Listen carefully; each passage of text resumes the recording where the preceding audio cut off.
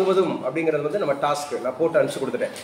இந்த week task அப்படிங்கிறது வந்து ஜென்ரல் ஸ்டடீஸை பொறுத்தவரை நமக்கு வந்து யூனிட் வந்து 6, யூனிட் வந்து 5, யூனிட் 5ல் வந்து எக்கானமிக்ஸ் அப்படிங்கிற ஒரு பாடமும் ப்ளஸ் வந்து பார்த்தீங்கன்னா தமிழ்நாடோட அட்மினிஸ்ட்ரேஷன், தமிழ்நாட்டோட நிர்வாகம் அப்படிங்கிற ஒரு பாடம். ஸோ டோட்டல் அப்படிங்கிறது வந்து நமக்கு நம்பர் ஆஃப் கொஸ்டின்ஸ் வந்து பார்த்தீங்கன்னா 20 questions will be asked, 20 questions அப்படிங்கிறது வந்து நமக்கு கேட்பாங்க. ஸோ ஆன்லைனில் எனக்கு இணைஞ்சிருக்கக்கூடிய ஸ்டூடெண்ட்ஸ் உங்களுக்கு நான் பேசுகிறது கிளியராக இருக்கா? கொஞ்சம் ரெஸ்பான்ஸ் பண்ணுங்கள். பேசுகிறது ரொம்ப கிளியராக இருக்கப்பா? ரொம்ப கிளியராக இருக்குது. ஸோ அப்படியே நம்ம கிளாஸ் அப்படியே கண்டினியூ பண்ணிக்கலாம். ஸோ இந்த வாரத்தினுடைய டாஸ்க்கு நான் சொல்லிட்டேன். ஸோ ரொம்ப முக்கியமாக ஸோ இங்கே கரண்ட் இல்லை, இங்கே ஷட்டவுன், காரைக்குடியில் வந்து ஷட்டவுன். ஸோ இருந்தாலும் நம்ம ஆஃப்லைன் இன்னைக்கு தெரியாமல் போச்சுன்னா ஆஃப்லைன் ஸ்டூடெண்ட்ஸுக்கு லீவ் விட்டுருக்கலாம். கிளியராக இருக்குது. ஓகே, தேங்க்யூப்பா. ஓகே ஓகேப்பா. ஆமாம், பிஜிடிஆர்பிக்கும் நினச்சிக்கலாம். ஓகே. ஸோ வெரி ஃபஸ்ட்டு அப்படிங்கிறது வந்து எனக்கு எக்கனாமிக்ஸ் அப்படிங்கிற கிளாஸ் வந்து நம்ம ஸ்டார்ட் பண்ணுறோம். ஸோ எக்கனாமிக்ஸ் கிளாஸில் ரொம்ப முக்கியமானது இது வந்து யார் யாருக்கெல்லாம் பயன்படும் அப்படின்னு கேட்டால் பிஜிடிஆர்பியில் 2 யூனிட் இருக்குது. பிஜிடிஆர்பியில் எக்கனாமிக்ஸ், அதாவது இந்தியன் எக்கானமி 1, இந்தியன் எக்கானமி 2 அப்படிங்கிறதுக்கு. ஸோ அவங்களுக்கு பயன்படும். நம்ம யூபிஎஸ்சியில் கம்பல்சரி எக்கனாமிக்ஸுங்கிறது கம்பல்சரி இருக்குது. ஸோ யூபிஎஸ்சி படிக்கிறவங்களுக்கு இது பயன்படும், யூபிஎஸ்சி அப்படிங்கிறது படிக்கிறவங்களுக்கும் இது பயன்படும்.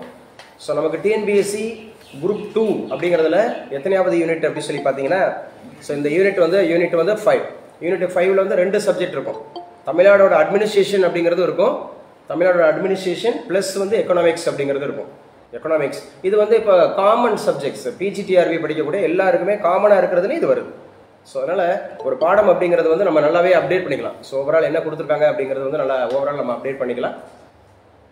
ஓகே, ஃபர்ஸ்ட் ஒன் அப்படிங்கிறது ஸோ நேற்றுக்கு நம்ம பாலிட்டி முடிச்சிட்டோம், இந்தியன் பாலிட்டி அப்படிங்கிறதுல. So we covered all topics அப்படிங்கிறத நம்ம கவர் பண்ணிட்டோம். ஸோ இந்த வாரம் நம்முடைய பிளானில் என்ன இருக்குன்னா, அந்த டிஎன்பிஎஸ்சி குரூப் 2 குரூப் 2 பொறுத்தவரை எக்கனாமிக்ஸை ஃபுல்லாக முடிச்சு தரேன், ப்ளஸ் வந்து தமிழ்நாடு அட்மினிஸ்ட்ரேஷன் ஃபுல்லாக முடிச்சு தரேன்.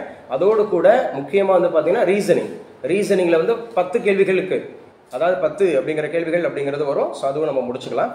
ஸோ ஈவினிங் கிளாஸில் நமக்கு வந்து சைமல்டேனியஸாக நான் அப்படியே லாங்குவேஜ் தந்துகிட்டே இருப்பேன். இங்கிலீஷில் ஈவினிங் கிளாஸ் ஒரு வீக்லி ஒரு த்ரைஸ், இந்த 15 நாளைக்கு மட்டும். அப்புறம் மறுபடியும் ஆகஸ்ட் 15க்கு பிறகு என்ன பண்ண போகிறோம் அப்படின்னா டோட்டலாக ஸோ பாதி பிரிச்சுக்க வேண்டியதான். ஏன்னா ஜென்ரல் ஸ்டடீஸ் அதுக்குள்ளே முடிச்சிருவோம். ஜென்ரல் ஸ்டடீஸ் அப்படிங்கிறது ஓவரால் அப்படிங்கிறத நம்ம முடிச்சிருவோம். அப்புறம் தமிழுக்கு இங்கிலீஷுக்கு அதிக இம்பார்ட்டன்ஸ் கொடுக்கலாம். ஸோ 100 அப்படிங்கிறத நம்ம கான்சென்ட்ரேட் பண்ணி நம்ம நல்லா கொடுக்கலாம் அப்படிங்கிறத ரொம்ப ரொம்ப முக்கியமானது அப்படிங்கிறது. ஸோ பொதுவாக இன்றைக்கி எக்கனாமிக்ஸ் அப்படிங்கிறதுல உங்களுக்கு சிலபஸ் வந்து உங்களுக்கு ரீச் ஆயிடுச்சு. ஏன்னா நம்ம செக்லிஸ்ட் கொடுத்துட்டோம். ஸோ செக்லிஸ்ட் வச்சுக்கிட்டு உங்களுக்கு அந்த எக்கனாமிக்ஸ் சிலபஸில் எழுதாதவங்க நோட்டில் ப்ளீஸ் மென்ஷன் பண்ணிடுங்க. ஸோ சிலபஸை ஸ்டிக் ஆன் பண்ணி நம்ம பாடம் நடத்துகிறோமா அப்படிங்கிறது ரொம்ப முக்கியம். எக்கனாமிக்ஸ் அப்படிங்கிறது முக்கியமான டாபிக். இது அப்படியே மெயின்ஸுக்கு வரும், மெயின்ஸுக்கு முக்கியமான டாபிக். இது குரூப் 1ல் குரூப் 2ல் எல்லா யூபிஎஸ்சியில் மெயின்ஸில் ரொம்ப முக்கியமான பாடம். ஏன்னா எக்கனாமிக்ஸ் அப்படிங்கிறது டிசைடிங் ஃபேக்டராக இருக்கும் இண்டிவிஜுவல் சாப்டரில். ஏன்னா பாலிட்டியிலேருந்து 15 கேள்விகள் கேட்பாங்கன்னா எக்கனாமிக்ஸ்லேருந்து 10 கேள்வி, தலா 10 கேள்வி கேட்டுருவாங்க. இன்னும் கூட போனால் கூட 12 கேள்வி வரைக்கும் கூட கேட்க வாய்ப்பு இருக்குது. ஸோ அப்படிங்கிற போது ஒரு பாடத்தை படிக்கும்போது நல்லா படிக்கணும். சரியா? இந்த சிவகங்கை ஸ்டூடெண்ட்ஸ் 2 பேர் இருக்கீங்களாம்மா ஆன்லைனில்? சிவகங்கை அதுலேருந்து 2 பேர் இருக்கீங்களா?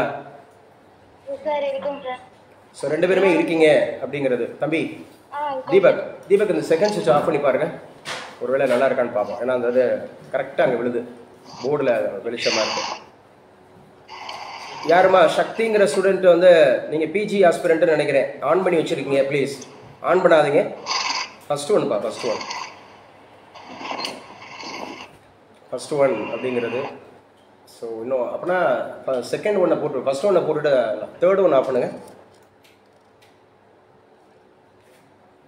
தேர்ட் ஒன் அப்படிங்கிறதும் அந்த கரெக்டாக அந்த ஒரு புள்ளி வந்து விழுது. சரி, ஓகே, ஒன்றும் பிரச்சனை இருக்காதுன்னு நினைக்கிறேன். உங்களுக்கு ஆன்லைனில் இருக்கிறவங்களுக்கு அந்த லைட் வெளிச்சம் பேக்கில் இருக்கிறது உங்களுக்கு எதுவும் டிஸ்டர்ப்டாக இருக்கா?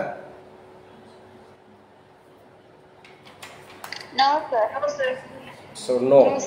ஓகேம்மா. ஸோ ஞாபகம் வச்சுங்க, எக்கனாமிக்ஸ் அப்படிங்கிற ஒரு பாடம் அப்படிங்கிறது கொஞ்சம் நல்லா படிப்போம். முக்கியமான ஒரு பாடம் அப்படின்னு சொல்லியாச்சு. ஸோ அந்த பாடத்தில் ஃபர்ஸ்ட் ஒன் எழுதி வச்சுங்க, who is called the father of economics. So வேர்லேருந்து ஆரம்பிக்கலாம்.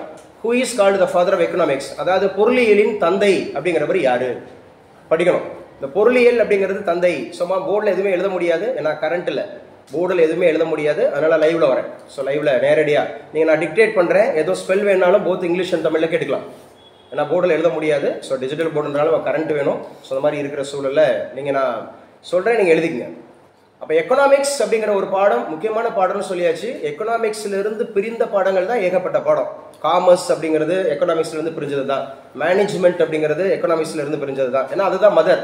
எக்கனாமிக்ஸ் தான் மதர் ஃபார் ஆல் அந்த மாதிரி இருக்கக்கூடிய கமர்ஷியல் சப்ஜெக்ட்ஸுக்கு. மேனேஜ்மெண்ட்ன்றது எக்கனாமிக்ஸ்லேருந்து பிரிஞ்சது தான். காஸ்டிங், ஃபினான்ஸு, ஸோ இந்த மாதிரி இருக்கிற எல்லாமே, advertising, marketing, insurance, banking, share market, companies, இது எல்லாமே மதர்னு யாருன்னு பார்த்தீங்கன்னா எக்கனாமிக்ஸ் தான். அப்போ எக்கனாமிக்ஸ் அப்படிங்கிறதோட ஃபாதர் அப்படின்னு கேட்டாங்கன்னா நம்ம ஆடம் ஸ்மித் எடுத்துக்கணும். எக்கனாமிக்ஸோட ஃபாதர் அப்படிங்கிறது. அதுவே மாடர்ன் எக்கனாமிக்ஸோட ஃபாதர்னு கேட்டாங்கன்னு வச்சுக்கோங்க, நவீன பொருளியலின் தந்தை. நவீன பொருளியலின் தந்தை அப்படின்னு சொன்னாவே நம்ம யாரை எடுத்துக்கிறோம் அப்படின்னு பார்த்தீங்கன்னா நம்ம வந்து JM Keynes, John Maynard Keynes அப்படிங்கிறவரை நம்ம எடுத்துக்கணும். John Maynard Keynes. So notes எடுத்துங்க. இந்த நோட்ஸ் தான் உங்களை ஜெயிக்க வைக்கும். இந்த நோட்ஸ் அப்படிங்கிறது உங்களை பர்டிகுலராக கரெக்டாக ஜெயிக்க வைக்கும். ஸோ நல்லா படிச்சுங்க. John Maynard, JOHN, John Maynard, spelling வந்து MANYARD. அப்போ ஜான் மேனியார்டு கீன்ஸ் அப்படிங்கிறவர் தான். ஸோ உங்களுக்கு ரொம்ப முக்கியமாக the who is called the father of modern economics, Alfred Marshall. So ஒவ்வொருத்தரும் முக்கியமான நபர்கள் இருப்பாங்க. சரி, இது ஒரு பேசிக். அப்போ எக்கனாமிக்ஸ் அப்படிங்கிறது ரொம்ப முக்கியமாக யார் சார் அப்படி சொல்லி பார்த்தீங்கன்னா எக்கனாமிக்ஸோட கேர்ள்ஸ். அப்படியே நீங்கள் மொத்தத்தில் அப்படி இங்கே வந்துருங்க, பாய்ஸ் அப்படி இங்கே வந்துருங்க. அந்த பின்புலத்தை பின்னால் இருக்கிறத கட் பண்ணுங்கள், பின்னாடி இருக்கிறத கட் பண்ணுங்கள். அப்படியே நீங்கள் அப்படி கொண்டு வந்துருக்கப்பா. கேர்ள்ஸ் எல்லாம் இந்த பக்கம் உட்காருங்க. ஏன்னா நீங்கள் ரொம்ப தூரத்தில் இருக்கீங்க, அப்படி இருக்கக்கூடாது. ஏன்னா ஸ்டூடெண்ட்ஸ் வந்து சாட்டர்டே சண்டே பேட்சில் இருக்கிறவங்க கொஞ்சம் குயிக்காக வாங்க. First settle your sell. Quick, வேகமாக. அந்த ஃபேனை ஆஃப் பண்ணிருக்கோம். அந்த ஃபேனை ஆஃப் பண்ணிட்டு இந்த ஃபேனை கூட போட்டுக்கலாம்ப்பா. கீழே இருந்து ஃபேன் வந்து பார்த்தீங்கன்னா 2, 3 அதான் மூணாவது ஃபேன், மூணாவது சுவிட்சை போடுங்க. கீழே இருந்து மூணாவது சுவிட்ச். ஓகே, அவ்வளோதான், டன். அப்போ ஞாபகம் வச்சுங்க. ஸோ இது நான் பார்க்குறதுக்கு வியூ நல்லாயிருக்கும். நீங்கள் எட்டி பார்க்குற மாதிரி இருக்குது, தூரத்தில் இருக்கிற மாதிரி இருக்குது. ஸோ நல்லா கவனிச்சுங்க. அப்போ எக்கனாமிக்ஸ் அப்படிங்கிறதோட ஃபாதர் ஆடம் ஸ்மித் சொல்லிட்டேன். எக்கனாமிக்ஸ் அப்படிங்கிறதுனுடைய மாடர்ன் ஃபாதர், மாடர்ன் எக்கனாமிக்ஸோட ஃபாதர் ஜான் மேனியார்ட் கீன்ஸ்னு சொல்லிட்டேன். Economics it is a word derived from Greek word. எழுதி வச்சுக்கணும், கிரேக்க வார்த்தை. எக்கனாமிக்ஸில் இந்த வார்த்தை எங்கிருந்து எடுக்கப்பட்டது அப்படின்னு கேட்டால் it is a Greek word அப்படிங்கிறத ஞாபகம் வச்சு. இது கிரேக்க வார்த்தை. இது வந்து கிரேக்க வார்த்தை அப்படிங்கிறது. தம்பி இந்த ஃபேன் வேணால் லைட்டாக குறைச்சிக்கலாமா? கொஞ்சோண்டு குறைச்சிக்கிறீங்களா? கொஞ்சோண்டு அந்த இடத்துல லைட்டாக அந்த கொஞ்சம் குறைச்சிங்க. அப்போ கிரேக்க வார்த்தை அப்படின்னு சொல்கிறத ஞாபகம் வச்சுக்கணும். இந்த கிரேக்க வார்த்தையில் 2 முக்கியமான வார்த்தைகள் இருக்கும். ஒன்று ஐகோ. ஸோ OIKO, ஐகோ அப்படிங்கிற ஒரு வார்த்தை இருக்கும். OIKO, ஐகோ அப்படின்னு. ஐகோனாவே நமக்கு வந்து ஹவுஸ், வீடு அப்படின்ற பொருள். அப்போ எக்கனாமிக்ஸ் அப்படிங்கிறது it is a Greek word. ஐகோ அப்படின்னு சொன்னாவே OIKO, ஐகோனாவே ஹவுஸ், வீடு அப்படின்ற பொருள். அதே மாதிரி நிமிக்ஸ், NIMICS, நிமிக்ஸ். அப்போ இந்த நிமிக்ஸுங்கிற வார்த்தை இது வந்து அட்மினிஸ்ட்ரேஷன், நிர்வாகம் என பொருள்படும். அட்மினிஸ்ட்ரேஷன், நிர்வாகம் என பொருள்படும் அப்படிங்கிறத ஞாபகம் வச்சுங்க. நிர்வாகம் அப்படின்னு பொருள்படும். ஸோ அப்போ ஐகோ அப்படின்னு சொன்னாவே ஹவுஸ், நிமிக்ஸ் அப்படின்னு சொன்னாவே அட்மினிஸ்ட்ரேஷன். ஸோ ஒரு வீட்டை எப்படி நம்ம நிர்வாகம் செய்கிறோங்கிற அடிப்படையில் தான் பொருளாதாரம் என்ற வார்த்தை உருவாயிருக்கு. அப்போ it is a Greek word. பொருளாதாரத்தினுடைய தந்தை சொல்லியாச்சு ஆடம் ஸ்மித். ஸோ அதுக்கப்புறம் மாடர்ன் எக்கனாமிக்ஸோட ஃபாதர் சொல்லியாச்சு. நல்லா பேசுங்க, ஜான் மேனியார்ட் கீன்ஸ். அப்போ எந்த 2 வார்த்தைகள் இருந்து உருவாயிருக்கு? ஐகோ அண்ட் நிமிக்ஸ். ஐகோ அண்ட் நிமிக்ஸ். ஐகோனா என்னது? ஹவுஸ். நிமிக்ஸ் என்னது? அட்மினிஸ்ட்ரேஷன் அப்படிங்கறத ஞாபகம் வச்சுக்கணும். ரைட். இதுல சைஸை பொறுத்தவரை நம்ம 2ஆ பிரிச்சுக்கலாம். Size, according to size we can classify into 2 அப்படின்னு சொல்லலாம், micro and macro. So micro economics அப்படின்னு சொல்லக்கூடியது, அதான் சொல்ற தமிழ்ல சொன்னா அதுக்கு பேர் நுண்ணியல் பொருளியல், நுண்ணியல் பொருளாதாரம், மைக்ரோ எக்கனாமிக்ஸ். இன்னொன்று என்ன சார் சொல்லுவாங்கன்னா மேக்ரோ எக்கனாமிக்ஸ். மேக்ரோ. ஸோ ஒன்று மைக்ரோ எக்கனாமிக்ஸ், 2 வந்து மேக்ரோ எக்கனாமிக்ஸ். மேக்ரோனா பெரிய அளவில், பேரியல் பொருளாதாரம். அப்போ நுண்ணியல் பொருளாதாரம், பேரியல் பொருளாதாரம். நீங்கள் ரொம்ப ஈஸியாக அண்டர்ஸ்டாண்ட் பண்ணிக்கிறதா இருந்தால் what is micro economy? Micro அப்படின்னு சொன்னாவே it deals with small units. So income தியரின்னு சொல்லுவோம். சரியா? ஸோ அந்த மாதிரி இருக்கக்கூடியது. ஸோ ஒவ்வொன்றும் ஒரு பர்சனல் இன்கம் என்ன பேசுகிறது புரியுதா? ஒரு தனிப்பட்ட ஒரு நிறுவனம், தனிப்பட்ட ஒரு டிபார்ட்மெண்ட், ஒரு தனிப்பட்ட ஒரு மனுஷன், அந்த மாதிரி டீல் பண்ணுறது மைக்ரோ எக்கனாமி. ஒட்டு மொத்தத்தையும் டீல் பண்ணுறதுங்கிறது வந்து பேரியல் பொருளாதாரம். இப்போ நீங்கள் ஈஸியாக புரிஞ்சுக்கிறதா இருந்தால் ஒரு தோப்பை பற்றி படிக்கிறதா இருந்தால் பேரியல், அந்த தோப்பில் இருக்க ஒரு மரத்தை பற்றி படிக்கிறதா இருந்தால் பேசுங்கப்பா மைக்ரோ எக்கனாமிக்ஸ். ஒரு ஹோல் யூனிவர்சிட்டியை பற்றி படிக்கிறது மைக்ரோ எக்கனாமிக்ஸ். ஒரு பர்டிகுலர் டிபார்ட்மெண்ட்டை பற்றி படிக்கிறது மைக்ரோ எக்கனாமிக்ஸ் அப்படிங்கிறது மேக்ரோ எக்கனாமிக்ஸ். புரிஞ்சிருச்சா? அக்கார்டிங் டு தி சைஸ் வந்து micro economy and macro economy படிச்சுக்கலாம். இந்தியன் எக்கனாமியோட நேச்சர் நல்லா படிங்க, ஸ்ட்ராங்காக படிங்க. இந்த பாடத்தை வந்து நல்லா புரிஞ்சு படிங்க, இந்த பாடத்தை நல்லா புரிஞ்சு படிங்க. ஸோ எளிமையாக இருக்கும் அப்படிங்கிறத ஞாபகம் வச்சு. சரி, அப்புறம் இது வந்து நேச்சர் அப்படிங்கிற அடிப்படையில் நம்ம எக்கனாமிக்ஸ் எப்படி பிரிக்கலாம்? Nature of economics classification according to the nature. Classification according to the nature. First traditional economy. என்னங்க அது ட்ரெடிஷனல் எக்கானமி? தமிழ் அதுக்கு பேரு பாரம்பரிய பொருளாதாரம். ட்ரெடிஷனல் எக்கானமினா பாரம்பரிய பொருளாதாரம். நல்லா புரிஞ்சுக்கிட்டே எழுதணும், கிளாஸுக்குள்ள புரிஞ்சுட்டு எழுதணும். ரெண்டாவது கேபிட்டலிஸ்ட் எக்கானமி. கேபிட்டலிஸ்ட் எக்கானமி அப்படின்னு சொன்னாவே முதலாளித்துவ பொருளாதாரம், முதலாளித்துவம், கேபிட்டலிசம். மூன்றாவது அப்படின்னு சொல்லக்கூடியது வந்து பாத்தீங்கன்னா கமாண்ட் எக்கானமி. கமாண்ட் அப்படின்னா கட்டளை பொருளாதாரம். கமாண்ட் அப்படின்னா கட்டளை பொருளாதாரம். அண்ட் ஃபோர்த் ஒன் அப்படின்னு சொல்லக்கூடியது கம்யூனிஸ்ட் எக்கானமி. சம உடைமை பொருளாதாரம், பொது உடைமை, சம உடைமை அப்படின்ற மாதிரி communist economy. And last one mixed economy அப்படின்னு சொல்லக்கூடிய கலப்பு பொருளாதாரம். மிக்ஸ்டு எக்கானமின்னு சொல்லக்கூடிய கலப்பு பொருளாதாரம். ஸ்ரீதேவி ஃப்ரம் திருப்பூர் நோட்ஸ் எடுக்கிறீங்களாப்பா? எஸ் சார், எடுக்கிறேன் சார். ஸோ நம்ம சைடில் இருந்து ஸோ வீடியோ ஆடியோ கிளியராக இருக்கப்பா? Clear sir. கிளியர். ஸோ எல்லாமே நோட்ஸ் எடுத்துங்க, எல்லாருமே நோட்ஸ் எடுத்துங்க. It will help you to score good marks in your prelims as well as mains. And also பிஜிடிஆர்பிக்கு 2 யூனிட், பிஜிடிஆர்பிக்கு 2 யூனிட். அதே மாதிரி பிஜிடிஆர்பி படிக்கக்கூடிய எல்லாருக்கும் அந்த 10ல் ஒரு கேள்வி கேட்டுருவோம். எக்கனாமிக்ஸில் சிலபஸ் கொடுத்து வச்சிருக்காங்க. ஸோ நமக்கு யூபிஎஸ்சியில் மெயின்ஸில் இருக்குது, யூபிஎஸ்சியில் ப்ரிலிம்ஸில் இருக்குது, அதே மாதிரி டிஎன்பிஎஸ்சியில் ப்ரிலிம்ஸில் இருக்குது, மெயின்ஸில் இருக்குது. போத் ரெண்டுலேயுமே இருக்குது எக்கனாமிக்ஸ். ஸோ ரொம்ப well known subject. Individual car எடுத்தீங்கன்னா சூப்பராக இருக்கும். டாப்பிக்கா இப்போ வரைக்கும் கேள்வி கேட்கலாமா? இப்போ வரைக்கும் கேள்வி கேட்கலாமா? சொல்லுங்க பார்ப்போம். எக்கனாமிக்ஸ்ங்கிற வேர்டு எந்த வார்த்தையிலிருந்து பெறப்பட்டுச்சு? It is a Greek word. எத்தனை வார்த்தைகள்? 2 வார்த்தை. ஒன்று ஐகோ, இன்னொன்று நிமிக்ஸ். ஐகோனா ஹவுஸ், சரியா, வீடு. நிமிக்ஸ்னா அட்மினிஸ்ட்ரேஷன், நிர்வாகம் அப்படிங்கிறத எடுத்துக்கணும். புரியுது நான் சொல்றது? அப்ப சைஸை பொறுத்தல எத்தனை வகையா பிரிச்சோம்? 2 micro and macro. Small tiny units deal பண்றது மைக்ரோ எக்கனாமிக்ஸ். ஒட்டுமொத்த ஹோல் ஏரியாவை டீல் பண்றது மேக்ரோ எக்கனாமிக்ஸ் அப்படிங்கறத ஞாபகம் வச்சுக்கணும். அக்கார்டிங் டு தி சைஸ் அப்படிங்கறத ஞாபகம் வச்சுக்கணும். Who is called the father of economics? Adam Smith. அவரை பத்தி டீடைல் படிக்க போறோம். ஆடம் ஸ்மித் அப்படின்னு சொன்னாவே இந்த வெல்த்னு சொல்லுவாங்க. ஒவ்வொருத்தருக்கும் ஒரு டெஃபினிஷன். இப்ப டெஃபினிஷன் பார்க்கும்போது படிக்கணும். ஆடம் ஸ்மித்னாவே வெல்த்னா செல்வம், பணம் பற்றியதுன்னு சொல்றாரு. சரியா? அவர் தான் வெல்த் ஆஃப் தி நேஷன் அப்படிங்கிற புத்தகத்தில் இருப்பார். Wealth of the nation. அதே மாதிரி டிவிஷன் ஆஃப் ஒர்க் அப்படிங்கிறது அவர் தான் கொடுத்திருப்பாரு. டிவிஷன் ஆஃப் ஒர்க், வேலை பகிர்வு கோட்பாடு, இந்த டீசென்ட்ரலைசேஷன் ஆஃப் ஒர்க்ஸ். எல்லா வேலையும் ஒருத்தரே பார்க்கக்கூடாது. வேலையை பகிர்ந்து கொடுத்தீங்க அப்படின்னு சொன்னா ஸோ அதில் இருக்கக்கூடிய என்ன சொல்றது சீனியாரிட்டி தெரியும், அதில் இருக்க எஃபெக்டிவிட்டி, அந்த ப்ரொடக்டிவிட்டி தெரியும், எஃபிஷியன்சி தெரியும். அப்படிங்கிற பத்தி பேசுனது யாருன்னு கேட்டா நமக்கு ஆடம் ஸ்மித். அப்ப அக்கார்டிங் டு தி சைஸ் 2 சொன்னோமா? நல்லா பேசுங்க.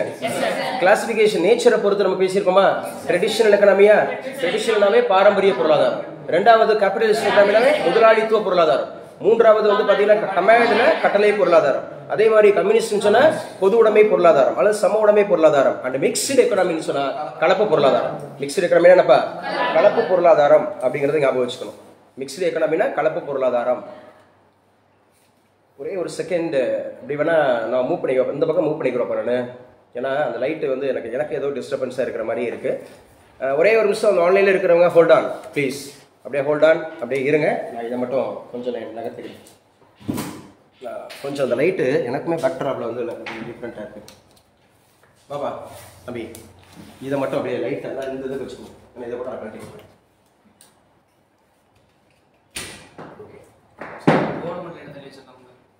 அப்படி பண்ணிக்கலாமோ? இவ்வளோ ரிஸ்க் எடுத்து கரெக்ட் போர்டு தெளிச்சு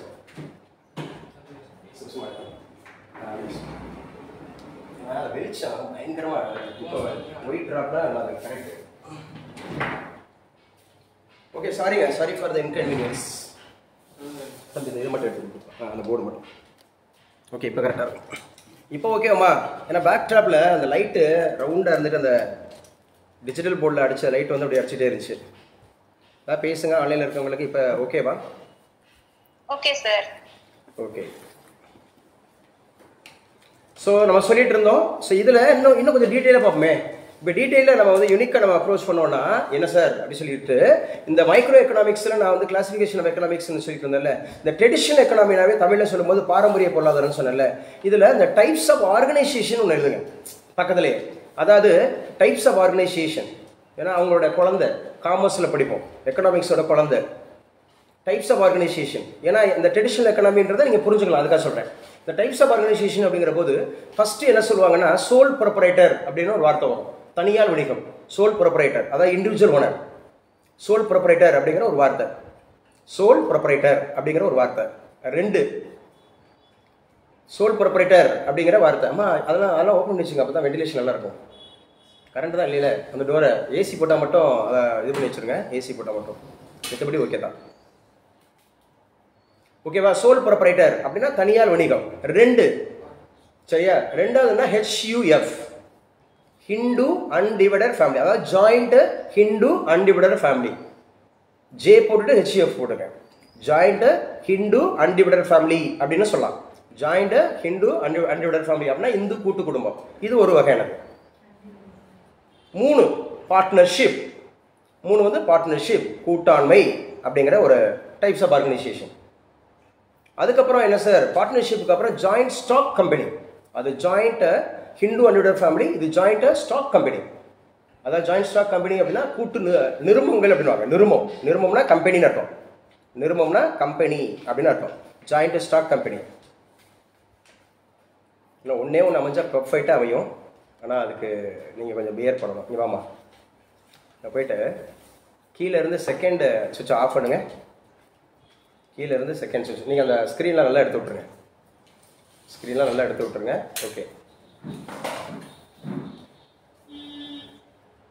அதில் சாரி, இது அதாவது நீங்கள் ஆஃப் பண்ணது, நீங்கள் நான் செகண்ட் ஆஃப் பண்ண சொன்னேன், நீங்கள் தேர்டு. அம்மா இங்கே இருந்துப்பா செகண்ட் சுவிட்ச் ஆஃப் பண்ணுங்கள். செகண்ட் சுவிட்சு அதான் ஆஃப் பண்ண சொன்னேன். ஓகே, இப்போ அது இருக்கட்டும். கொஞ்சம் நேரம். சூப்பருங்க, பர்ஃபெக்ட். ஏன்னா அதுதான் பின்னாடி வந்து அப்படியே சுற்றிக்கிட்டே இருந்துச்சு. இத்தனை நாளாக ஏசியில் இருந்தனால பிரச்சனை இல்லை. இன்றைக்கி ஏசி இல்லாதனால அந்த லைவில் வந்து பின்னாடி எல்லாம் நிறைய டிஸ்டர்ப் பண்ணுது. இப்போ கரெக்ட். ஓகே, அப்போ ஞாபகம் வச்சுங்க. அப்போ டைப்ஸ் ஆஃப் ஆர்கனைசேஷனில் ஃபர்ஸ்ட் என்னப்பா? Sole proprietor. ரெண்டு என்னப்பா? ஜாயிண்ட், அந்த மாதிரி Hindu family, joint Hindu undivided family, Hindu கூட்டு குடும்பம். மூன்றாவது என்னப்பா? பார்ட்னர்ஷிப். நான்காவது என்னப்பா? Joint stock company. அஞ்சு கோஆபரேட்டிவ்ஸ், கூட்டுறவு சங்கங்கள். கோஆபரேட்டிவ்ஸ் அப்படிங்கிறது கூட்டுறவு சங்கங்கள்.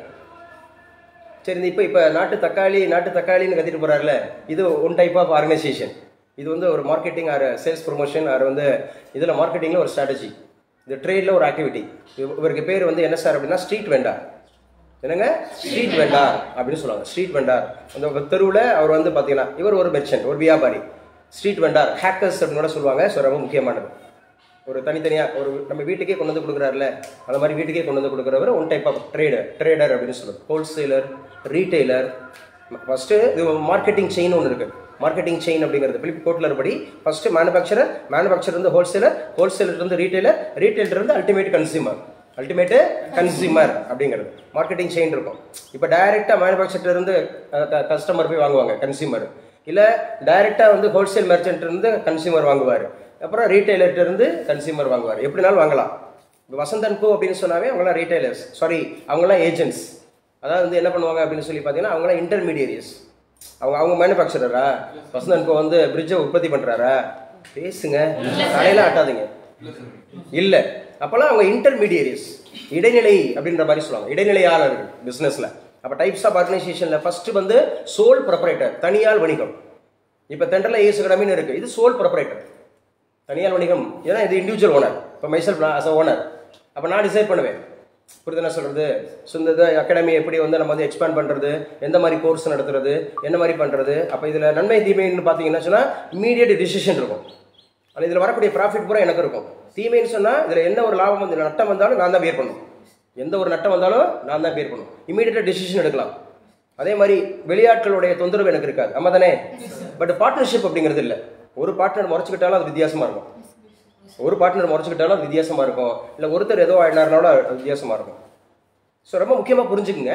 அப்போ நம்ம எக்கனாமிக்ஸில் ஃபர்ஸ்ட் சென்ஸ் அப்படிங்கிற சொன்ன ட்ரெடிஷனல் எக்கனாமி. அந்த ட்ரெடிஷனல் எக்கனாமினா பாரம்பரிய பொருளாதாரம். இந்த பாரம்பரிய பொருளாதாரம் எந்த ஆர்கனைசேஷனோட கோஆர்டினேட் ஆகும்னா இங்கே ஜாயிண்ட் ஹிந்து ஃபேமிலி இருக்குல்ல, அதான் ட்ரெடிஷன். பாரம்பரிய பொருளாதாரம் புரியுதா? இப்போ பாரம்பரிய பொருளாதாரம்னா முன்னோர்கள் ஒரு தொழிலை தொடர்ந்து நடத்திட்டே வந்திருப்பாங்க, முன்னோர்கள் ஒரு தொழிலை தொடர்ந்து நடத்திட்டே வந்திருப்பாங்க. அப்படி நடத்திட்டு வரும்போது தொழில் மாறவே மாறாது, ஆனால் தொழில்நுட்பம் மாறும். மாறுமா மாறாதா? மாறும்ல. ஏன்னா நம்ம வந்து அன்னைக்கு உள்ள காலத்தில் வந்து பார்த்தீங்க அப்படின்னு சொன்னால் ஸோ அம்மிக்கல் வச்சு தான் அரைச்சிட்டு இருந்தோம், இன்னைக்கு அம்மிக்கல் வச்சு தான் அரைச்சிட்டு இருக்கோமா? நான் என் கலாச்சாரம் மாறவே மாறாது, என் பண்பாடு மாறவே மாறாது, நான் தமிழன், எங்கள் வீட்டில் நாங்கள் எப்போவுமே நாங்கள் வந்து கையால் தான் அரைச்சி சாப்பிடுவோம் அப்படின்னு ஏதாவது அப்டேட் இல்லாமல் இருக்கீங்களா? காலத்துக்கு ஏற்ற மாதிரி மனுஷன் மாறணும்ல, மாறுறமா இல்லையா? ஆனால் ஒன்று மாற மாட்டேங்குது உலகத்தில். என்ன மாற மாட்டேங்குது? Exactly correct. அந்த டிஸ்கிரிமினேஷன் மாறவே மாட்டேங்குது. 21ஆவது நூற்றாண்டில் இருந்தாலும் கூட, 21ஆவது நூற்றாண்டில் இருந்தால் கூட உங்கள் வீட்டில் தண்ணி குடிச்சா எங்கள் சாமிக்கு ஒத்துக்காதுன்னு சொல்லக்கூடிய சமூக அந்த மாதிரி கேடான ஒரு விஷயத்தில் இருக்கிறோம். நம்ம பாடங்கள் சமூக பொருளாதார பிரச்சனைகள், இது ஒரு பாடத்தில் இருக்குது சமூகம் அப்படிங்கிறது. ஸோ ரொம்ப முக்கியமானது, நல்லா புரிஞ்சுங்க. அப்போ ட்ரெடிஷனல் எக்கனாமி அப்படிங்கிறது வந்து இந்து கூட்டு குடும்பத்தில் இருக்குது. நீங்கள் தனியாக புரிஞ்சுக்கிட்டீங்கன்னா ட்ரெடிஷனல் எக்கனாமினா பாரம்பரிய பொருளாதாரம். அப்போ தொழில் அப்படிங்கிறது சேவை வந்துகிட்டே இருக்கும், வாழையடி வாழையாக வந்துகிட்டே இருக்கும். முன்னோர்கள் செய்த தொழிலை நம்ம செஞ்சுட்டே இருப்போம். ஆனால் என்ன பண்ணுவோம்? தொழில்நுட்பத்தை மட்டும் மாற்றிக்குவோம், டெக்னாலஜி மட்டும் இன்ட்ரோடியூஸ் பண்ணிட்டு வந்துட்டே இருக்கும். ஒன்று. ரெண்டாவது கேபிட்டலிஸ்ட் எக்கனாமின்னு சொன்னா, நல்லா பேசுங்க.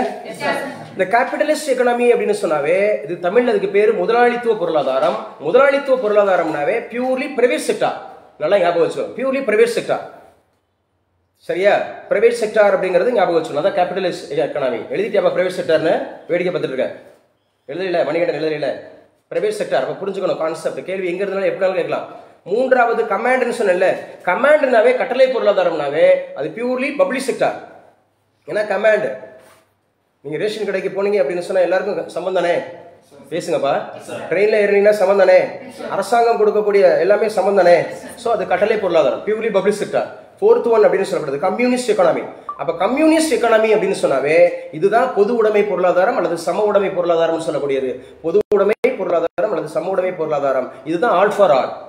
ஆல் ஃபார் ஆல், எல்லாம் எல்லாருக்கும் எல்லாமும், எல்லாருக்கும் எல்லாமும். Karl Marx. சம உடைமை பொருளாதாரம்னாவே காரல் மார்க்ஸ்.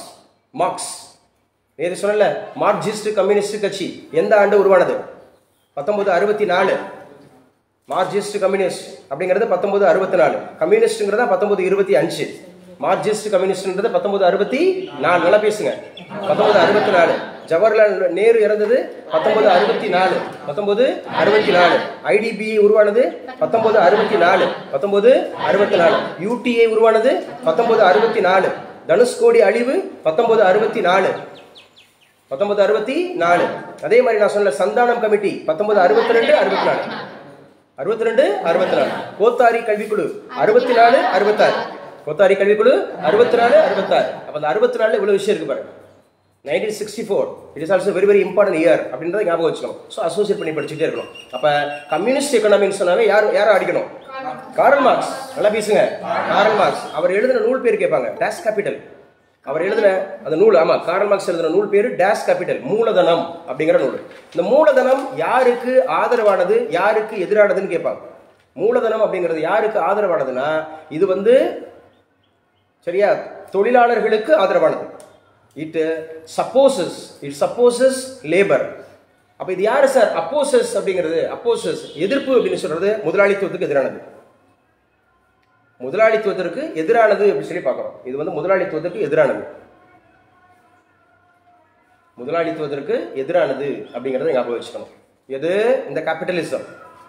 இந்த கேபிட்டலிசம் அப்படிங்கிறது யாருக்கு எதிரானது அப்படின்னு கேட்டா முதலாளிகளுக்கு எதிரானது. அப்ப யாருக்கு?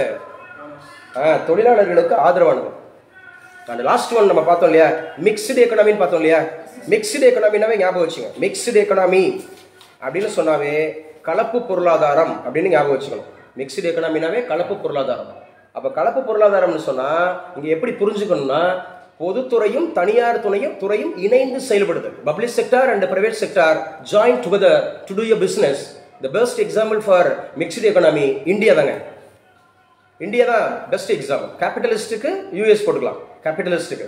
கம்யூனிஸ்ட்டுக்கு ரஷ்யா, சீனா, கியூபா இந்த நாடுகள் போட்டுக்கலாம் கம்யூனிஸ்ட்டுக்கு. அப்போ நீங்கள் ஷூராக நீங்கள் புரிஞ்சுக்கிட்டீங்கன்னா எந்த மாதிரி இருக்குது அப்படிங்கிறத புரிஞ்சுக்கணும். இப்போ எக்கனாமிக்ஸை பொறுத்தவரை ரொம்ப முக்கியமானது இந்த டைப்ஸ் ஆஃப் எக்கனாமிக்ஸ் அப்படிங்கிறது வந்து கிளாசிஃபிகேஷன் ஆஃப் எக்கனாமிக்ஸ். அப்போ மைக்ரோனா மேக்ரோனா பார்த்தோம் நம்ம தானே. மைக்ரோனா மேக்ரோனா என்னன்னு பார்த்தோமா இல்லையா? ஸோ மைக்ரோனா ஸ்மாலா இல்லை பிக்கா? ஸ்மால். மேக்ரோனா பிக். எக்கனாமிக்ஸோட பாதிரி யாரு? Adam Smith. ஸோ மாடர்ன் எக்கனாமிக்ஸோட பாதிரி யாரு? ஜேம் கீன்ஸ் அப்படிங்கிறது ஞாபகம் வச்சுக்கணும். டைப்ஸ் ஆஃப் ஆர்கனைசேஷன்ல ஃபர்ஸ்ட் என்னது? Sole proprietor. ரெண்டு என்னது? Hindu undivided family. மூணு என்னது? பார்ட்னர்ஷிப். நாலு என்னது? Joint stock company. அஞ்சு என்னது? கோஆபரேட்டிவ்ஸ். பார்த்தோமா இல்லையா? ஸோ அந்த மாதிரி ஞாபகம் வச்சுக்கிறோம். ரைட். அதுக்கப்புறம் வந்து பார்த்தீங்கன்னா கிளாசிஃபிகேஷன் ஆஃப் எக்கனாமிக்ஸ்ல ஃபர்ஸ்ட் என்னது? Traditional economy. ரெண்டு என்னது? Capitalist economy. மூணு என்னது? Command economy. நாலு என்னது? Communist economy. அஞ்சு என்னது? Mixed economy. மிக்ஸ்டு எக்கனாமினாவே என்னது? Both public sector and private sector. நம்ம நாட்டில் பப்ளிக் செக்டார் இருக்கா? நம்ம தானே. இப்போ எடுத்துக்காட்டுக்கு வந்து பார்த்தீங்கன்னு சொன்னா பிஹெச்இஎல் அப்படிங்கிறது பப்ளிக் செக்டாரா பிரைவேட் செக்டாரா? ரொம்ப கடினமான கொஸ்டின்ல ரொம்ப முடிக்கிறதுக்கு. பாரத் ஹெவி எலக்ட்ரானிக்ஸ் லிமிடெட் இருக்குல்ல, பிஹெச்இஎல், பெல். அந்த பிஹெச்இஎல் அப்படிங்கிறது வந்து பாத்தீங்க அப்படின்னு சொன்னா கண்டிப்பா என்னதுதான்? Public sector. என்னங்க? Public sector. ரிலையன்ஸ்ங்கிறது பிரைவேட் செக்டார். ரிலையன்ஸ்ன்றது பிரைவேட் செக்டார் அப்படிங்கறத ஞாபகம் வச்சுக்கணும். சரியா? எழுதிக்குங்க. ஸோ ரொம்ப முக்கியமானது. இப்போ நம்ம பார்க்க போறது சப் டிவிஷன் ஆஃப் எக்கனாமிக்ஸ். அடுத்து எழுதுங்க.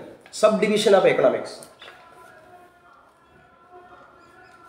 சப் டிவிஷன் ஆஃப் எக்கனாமிக்ஸ் அப்படின்னு சொன்னா பொருளாதாரத்தினுடைய உட்பிரிவுகள் அப்படின்னு படிக்கணும். Subdivision. அதை கொஞ்சம் நம்ம டிவைட் பண்றோம்.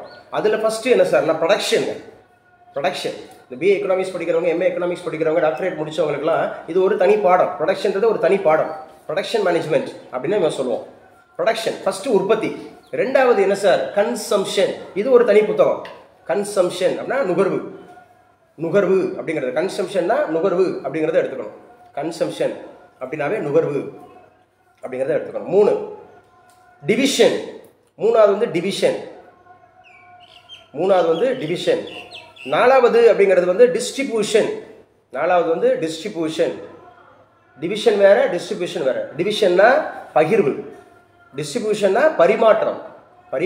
Transformation, transform. சரியா? இப்போ அந்த கன்சைன்மெண்ட் கூட அக்கௌண்டன்ஸ்ல எடுப்பாங்க. கன்சைன்மெண்ட்னா when the goods are sent by the manufacturer to the ultimate consumer. அதாவது ஒரு பொருளானது உற்பத்தியான இடத்துல இருந்து நுகர்வோர் இடத்திற்கு செல்லுதல் அப்படிங்கிறது தான் கன்சைன்மெண்ட், அனுப்பீடுன்னு சொல்லுவாங்க. இதைத்தான் நம்ம வந்து டிஸ்ட்ரிபியூஷன் சொல்றோம். டிஸ்ட்ரிபியூஷன் நான் சேனல் சொன்னேன். அல்டிமேட். ஸோ டைரக்டா மேனுஃபேக்சர் இருந்து கன்சியூமர்ட்ட போகலாம், அல்லது wholesaler to retailer to consumer போகலாம், அல்லது ஹோல்சேலர் டு கரெக்டா அந்த கன்சியூமர்ட்ட போகலாம், ரீட்டைலர் டு கன்சியூமர்ட்ட போகலாம். ஸோ செயின் ஆஃப் அந்த மாதிரி மார்க்கெட்டிங் அது மாதிரி நம்ம புரிஞ்சுக்கணும். ரைட். அப்போ நம்ம சொன்னோம் ஃபர்ஸ்ட் வந்து ப்ரொடக்ஷன், ரெண்டாவது வந்து கன்சம்ஷன், மூணாவது வந்து டிவிஷன், நாலாவது வந்து டிஸ்ட்ரிபியூஷன், அஞ்சாவது வந்து பப்ளிக் ஃபினான்ஸுங்க. 5 அப்படிங்கிறது வந்து பப்ளிக் ஃபினான்ஸ். அப்போ ஞாபகம் வச்சுக்கணும். பப்ளிக் ஃபினான்ஸ் அப்படிங்கிறது also very very important. Public finance அப்படிங்கிறத ஞாபகம் வச்சுங்க. பப்ளிக் ஃபினான்ஸ் தமிழில் சொல்றதா இருந்தால் இதுக்கு பேர் பொது நிதி. இப்போ ஒன்னொன்னா பார்ப்போம். ஃபர்ஸ்ட் எழுதுங்க ப்ரொடக்ஷன். ஃபர்ஸ்ட் வந்து ப்ரொடக்ஷன், உற்பத்தி. இந்த உற்பத்திக்கு என்ன சார் டெஃபினிஷன் அப்படின்னு சொன்னா இது ஈஸியா சொல்லிடலாம். ப்ரொடக்ஷன் அப்படின்னு சொன்னா ப்ராசஸ் ஆஃப், சரியா, raw material into finished goods. Raw material into finished goods. அதாவது அந்த மூலப்பொருள் வந்து முடிவுற்ற பண்டமா மாறுது. மூலப்பொருள் வந்து முடிவுற்ற பண்டமா மாறுதல் அப்படிங்கிறது தான் இந்த இடத்துல ப்ரொடக்ஷன். இப்போ ப்ரொடக்ஷன் அப்படின்னு சொன்னாவே என்ன ஆக போகுது? இந்த ரா மெட்டீரியலா இருக்கக்கூடிய அது வந்து ஃபினிஷ்டு குட்ஸா, அதுதான் வந்து கன்சியூமரபிள் குட்ஸ்னு சொல்லுவாங்க. ஃபினிஷ்டு குட்ஸ் அதான் ரெடி டு சேல். இந்த ரெடி டு சேல் அப்படிங்கிறதா ரெடி டு கன்சியூம். இது சொல்லலாம் ப்ராடக்ட்னா ready to consume. So already அது வந்து என்ன ஆயிடுச்சு? ஸோ உற்பத்தி என்ற நிலையில இருந்து அது வந்து நுகர்வுன்ற நிலைக்கு உருவாயிருச்சு அப்படிங்கிறதா அந்த இடத்துல. இதைத்தான் தமிழில் சொல்றதா இருந்தா இது பயன்பாட்டின் ஆக்கம்னு சொல்லுவாங்க. இந்த யூட்டிலிட்டின்னு ஒன்று சொல்லுவோம்.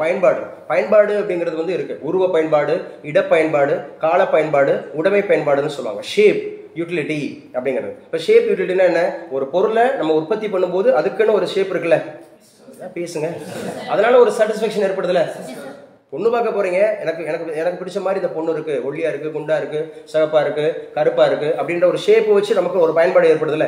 அது ஒரு டிவி வாங்க போறோம், பரவாயில்ல இந்த டிவி வந்து அழகா இருக்குங்க, கர்வ்டா இருக்கு, ஸ்லிம்மா இருக்கு அப்படின்ற ஒரு ஷேப் வச்சு நமக்கு பயன்பாடுனா வேற ஒன்றும் இல்லை, நத்திங் பட் யூட்டிலிட்டினா வேற ஒன்றும் இல்லை. யூட்டிலிட்டின்னு சொன்னா how much I am satisfied by using or by consuming a particular product or services. ஒரு பொருளை வந்து நான் நுகர்ந்ததுனாலையோ அல்லது ஒரு சேவையை நான் நுகர்ந்ததுனாலையோ அனுபவிச்சதுனாலையோ எனக்கு எவ்வளவு பயன்பாடு ஏற்பட்டிருக்கிறது, அதாவது எவ்வளவு திருப்தி அடைஞ்சிருக்கிறேன் அப்படிங்கிறதா உருவ பயன்பாடு. இடம் அப்படிங்கிறது அது மாதிரி தான். இட பயன்பாடு, கால பயன்பாடு, உடைமை பயன்பாடு, உருவ பயன்பாடுன்றது. இடம்னா என்ன தெரியுமா? இப்ப நம்ம சொல்றோம்ல, மணப்பாறைனா முறுக்கு, திண்டுக்கல்னா பூட்டு, திருநெல்வேலினா அல்வா. சும்மா சொல்லுங்க, அல்வா. சரி, அதே மாதிரி பால்கோவா சிறுவில்லிபுத்தூரா, சிறுவில்லிபுத்தூர். அப்படி சொல்லுங்க. காரைக்குடி செட்டி நாடுன்னு சொல்லுவீங்களா? அதனால் நாடுனா என்ன? செட்டி நாடு ஃபுட்ஸ் சொல்ல, ஃபுட்ஸ். எவர் சில்வர் பாத்திரம் நம்ம தானே, எவர் சில்வர் பாத்திரம். காரைக்குடி எவர் சில்வர் பாத்திரத்துக்கு அவ்வளோ. ஸோ அப்போ ஒரு யூனிக்னஸ் இருக்கு. ஸோ இது இடம் அப்படின்ற மாதிரி சொல்றோம். காலம் அப்படின்னு சொன்னா என்ன சார் பயன்பாடு? காலம் அப்படின்னு சொன்னா ஒயின் இருக்குல்ல, ஒயின்லாம் காலம் போக போக செல்ல செல்ல செல்ல செல்ல தான் அதோட காஸ்ட்லி, அதுக்கான மதிப்பு, வேல்யூஸ் அப்படிங்கிறது காலம். உடைமை அப்படின்னு சொன்னா நம்ம சொல்றோம்ல, இது யார் வச்சிருந்த பாரு, அவர் வச்சிருந்த காரு என்கிட்ட இருக்கு, அவர் பயன்படுத்தினது என்கிட்ட இருக்கு. ரொம்ப ஃபேமஸ் பர்சனாலிட்டிஸ் உள்ள பொருட்கள் எல்லாம் ஏலம் போடுவாங்க பார்த்தீங்களா? பேசுங்க, அது உடைமை பயன்பாடு. அல்லது இந்த பொசிஷன் என்கிட்ட இருக்கு அப்படிங்கிற ப்ரைடு, உடைமை பயன்பாடு. அப்ப பயன்பாடு அப்படிங்கறத ஞாபகம் வச்சுக்கணும். பயன்பாடுன்றா ஒண்ணுமே இல்லை, மனித விருப்பங்களை நிறைவு செய்கிற பண்டத்தினுடைய திறன் அல்லது ஆற்றல். ஒரு மனிதத்தினுடைய விருப்பத்தை அல்லது தேவையை நம்ம எவ்வளவுக்கு இந்த இடத்துல வந்து தென்றலேஸ்வரமில படிக்கிறேன், how much I am satisfied. அவங்க பாடம் நடத்துறது புரியுதா? நடத்துறவருக்கு எக்ஸ்பீரியன்ஸ் இருக்கா? கண்டென்ட் படி நடத்துறாரா? நிறைய டெஸ்ட் வைக்கிறாரா? இல்லை சொன்னது மாதிரி செய்யறாரா? 5 மணிக்கு டெஸ்ட்னு சொன்னா 6 மணிக்கு அனுப்புறாங்களே, 7 மணிக்கு டெஸ்ட்னு சொன்னா 7:15 அனுப்புறாங்களே, பாடம் நடத்திட்டு எக்கனாமிக்ஸ் பாடம் நடத்திட்டு எங்கெங்கயோ போய் நடத்துறாங்களே, அப்படிதான் இருக்கா? அப்படின்னா நோ. அப்படின்னா I am not satisfied sir, I am not satisfied by your proceedings. So அந்த மாதிரி இருக்கு, ஒவ்வொரு சர்வீஸ்லயும் இருக்கு யூட்டிலிட்டி. அதை மார்ஜினல் யூட்டிலிட்டின்னு சொல்லுவோம், டோட்டல் யூட்டிலிட்டின்னு சொல்லுவோம், ஆவரேஜ் யூட்டிலிட்டின்னு சொல்லுவோம். இந்த மார்ஜினல் யூட்டிலிட்டின்னு ஒரு வார்த்தை வரும், அதுக்கு அழகா சொல்லுவாங்க. அதாவது குறைந்து செல் இறுதிநிலை பயன்பாடு அப்படின்றது. இப்போ நம்ம ஒரு விஷயத்த முத அனுபவிக்கும் போது அது பயங்கரமா இருக்கும். இப்போ பசியா இருக்கிறவன்ட்ட போய் முதல்ல பிரியாணி போய் கொடுத்தா எப்படி இருக்கும்? பிரியாணி அவனோட யூட்டிலிட்டி அப்படிங்கிறது 100ல் இருக்கும், 100ல். இப்போ ஒரு ஒரு ஒரு ஒரு பாக்கெட் அவர் ஒரு இது சாப்பிட்டாரு, அடுத்து போய் 2வது பொட்டலத்தை கொடுக்குறீங்க, அப்படியே சடனா குறையுமா? பேசுங்க. 3வது பொட்டலத்தை கொடுக்குறாரு, ரொம்ப ரொம்ப குறைஞ்சு வந்துடும். அப்படி ஒரு பர்டிகுலர் ஸ்டேஜ் போன உடனே 0 ஆயிடுமா? அதுதான் வந்து பாத்தீங்கன்னா இந்த திகட்டு நிலை அப்படின்னு சொல்லுவோம். மனிதனுடைய விருப்பங்கள் ஒன்றோடொன்று தொடர்புடையவைன்னு சொல்லுவாங்க. மனிதனுடைய விருப்பங்கள் ஒன்றோடொன்று தொடர்புடையவை, அதே மாதிரி மீள தகுந்தவை. இப்ப நான் எடுத்துக்காட்டுக்கு சைக்கிள் வாங்குறேன்னா, அப்பாடா நான் இது வரைக்கும் நடந்தே தெரிஞ்சேன், சைக்கிள் வாங்கிட்டேன், ஐ எம் ஃபுல்லி சாட்டிஸ்ஃபைட், இதுக்கப்புறம் எனக்கு ஆசையே இல்லைன்னு இருப்பாங்களா? மனுஷனோட விருப்பம் அப்படியே இருமா? பைக் வாங்க ஆசைப்படுவான், பைக் வாங்கினவன் கார் வாங்க ஆசைப்படுவான், கார்லயும் luxurious car, yes super car, luxurious car வாங்க ஆசைப்படும். அதனால மனித விருப்பங்கள் ஒன்றோடொன்று தொடர்புடையவை எக்கனாமிக் சென்ஸ்ல. சரியா தவறா? சரி. இது மீள தகுந்தவை. மறுபடியும் வந்து என்ன பண்ணும்? அடுத்தடுத்து மூவ் ஆகுமாகாதா? ஆகும். நீங்க எக்கனாமிக்ஸ் ஆக்டிவிட்டிஸ்னாவே என்னன்னா, இட் இஸ் எக்கனாமிக்ஸ்னாவே பியூர்லி ப்ராஃபிட் மோட்டிவ் இருக்கும், லாபம் நோக்கு இருக்கும், பொருளாதார நடவடிக்கை அப்படிங்கிறது. இப்ப நான் அகாடமி நடத்துறேன், இது பொருளாதார நடவடிக்கை தானே? என்ன நடவடிக்கை? பொருளாதார நடவடிக்கை. உங்களை ஸ்பிரிச்சுவலா வந்து பார்த்தீங்கன்னா வழி நடத்துறேன், அது பொருளாதார நடவடிக்கையா? தம்பி, யார் மீது கசப்பு இருக்காத வேணா, எல்லாரையும் மன்னிச்சிருங்க, இயன்றதை இயலாதவர்கள் செய்யுங்க, அதான் கடவுளுக்கு கொடுக்குறதுன்னு பேசிட்டு இருக்கேன்ல, இது பொருளாதார ஆக்டிவிட்டியா? அது வந்து என்ன ஆக்டிவிட்டி? Service activity. என்ன ஆக்டிவிட்டி? சர்வீஸ். இப்போ ஒரு மதர் வந்து ஃபீட் பண்றாங்க தன்னுடைய சேய்க்கு, இது பொருளாதார ஆக்டிவிட்டியா? எப்படியா அந்த பிள்ளைய நான் வந்து ஃபீட் பண்ணி நல்லா வளர்த்து பெரிய ஆளாக்கி இது வந்து எனக்கு சம்பாரிச்சு கொடுக்கணும், எனக்கு வந்து என்னை வந்து காப்பாற்றணும் அப்படிங்கிற மாதிரி ஏதாவது சுயநல நோக்கோட இருக்கா? அதுல வந்து லாப நோக்கு இருக்கா? நிச்சயமா இல்லைங்க, நிச்சயமா இல்லை. கேட்பாங்க. இப்போ பொருளாதார நடவடிக்கைன்னு சொன்னாவே நிச்சயமா அது வந்து லாப மோட்டிவ் இருக்கணும், ப்ராஃபிட் மோட்டிவ் இருக்கணும் அப்படிங்கிறது. அப்ப பயன்பாடுன்னு என்னன்னு சொல்லிட்டேன்னா, உருவ பயன்பாடு சொல்லிட்டேன்னா, இட பயன்பாடு சொல்லிட்டேன்னா, கால பயன்பாடு சொல்லிட்டேன்னா, உடைமை பயன்பாடு சொல்லிட்டேன்னா, பேசுங்க. ரைட். அதுக்கப்புறம் நான் வந்து டைப்ஸ் ஆஃப் ஆர்கனைசேஷன் சொல்லிட்டேன்னா, அப்புறம் டிவிஷன் ஆஃப் எக்கனாமிக்ஸ் சொல்லிட்டேன்னா, அந்த டிவிஷன் ஆஃப் எக்கனாமிக்ஸ்ல முதல்ல என்னது? ப்ரொடக்ஷன். ப்ரொடக்ஷன் என்னது? Raw material into finished goods. படிச்சதை எழுதலாம் பார்க்கணும். உங்களுக்கு ப்ரொடக்ஷன் என்னன்னு தெரியுதா? புரியுதா இல்லையா? ரெண்டு ப்ரொடக்ஷன் ஃபேக்டர்ஸ் எழுது. உற்பத்தி காரணிகள். ப்ரொடக்ஷன் ஃபேக்டர்ஸ் உற்பத்தி காரணிகள். இந்த உற்பத்தி காரணிகள் அப்படின்னு சொன்னாவே முக்கியமாக தெரிஞ்சு வச்சுங்க. It has 4: land, labour, capital, entrepreneur. தமிழில் லேண்டுனா நிலம். லேண்டுனா நிலம். அம்மா கையல்வெளி இதையும் எனக்கு திறந்து விடுங்கப்பா. ஸோ லேண்ட் அப்படின்னு சொன்னாவே நிலம். அதையும் திறந்து வைங்கப்பா. அதையும் திறந்து வைங்க. அம்மா அது மட்டும் இல்லைப்பா, அது திறந்ததாப்பா வரும். யாரு? லேண்ட் அப்படின்னு சொல்றது நிலம். லேண்டுன்றது என்னது? நிலம். சரியா? லேண்டுன்றது நிலம். ஸோ ரெண்டாவது லேபர் அப்படிங்கிறது வந்து உழைப்பு. லேபர் அப்படிங்கிறது வந்து உழைப்பு. லேபர்ன்றது வந்து உழைப்பு. கேபிட்டல் அப்படிங்கிறது முதல். கேபிட்டல் அப்படிங்கிறது வந்து முதல். இது பொறுத்துக்களை கேட்பாங்க. இப்போ நான் சொல்ல போகிற காரணியை. கேபிட்டல் அப்படிங்கிறது வந்து முதல். அதுக்கப்புறம் ஆர்கனைசேஷன் அல்லனா என்டர்பிரனர் ரெண்டே எழுதிக்கலாம். ஆர்கனைசேஷன் சொல்லலாம் அல்லது என்டர்பிரனர் அப்படின்னு சொல்லலாம். முத்துலட்சுமி மேம் நீங்கள் நோட்ஸ் எடுக்கிறீங்களா? Muthulakshmi ma'am, Sridevi and Suseela, Arokia Susheela.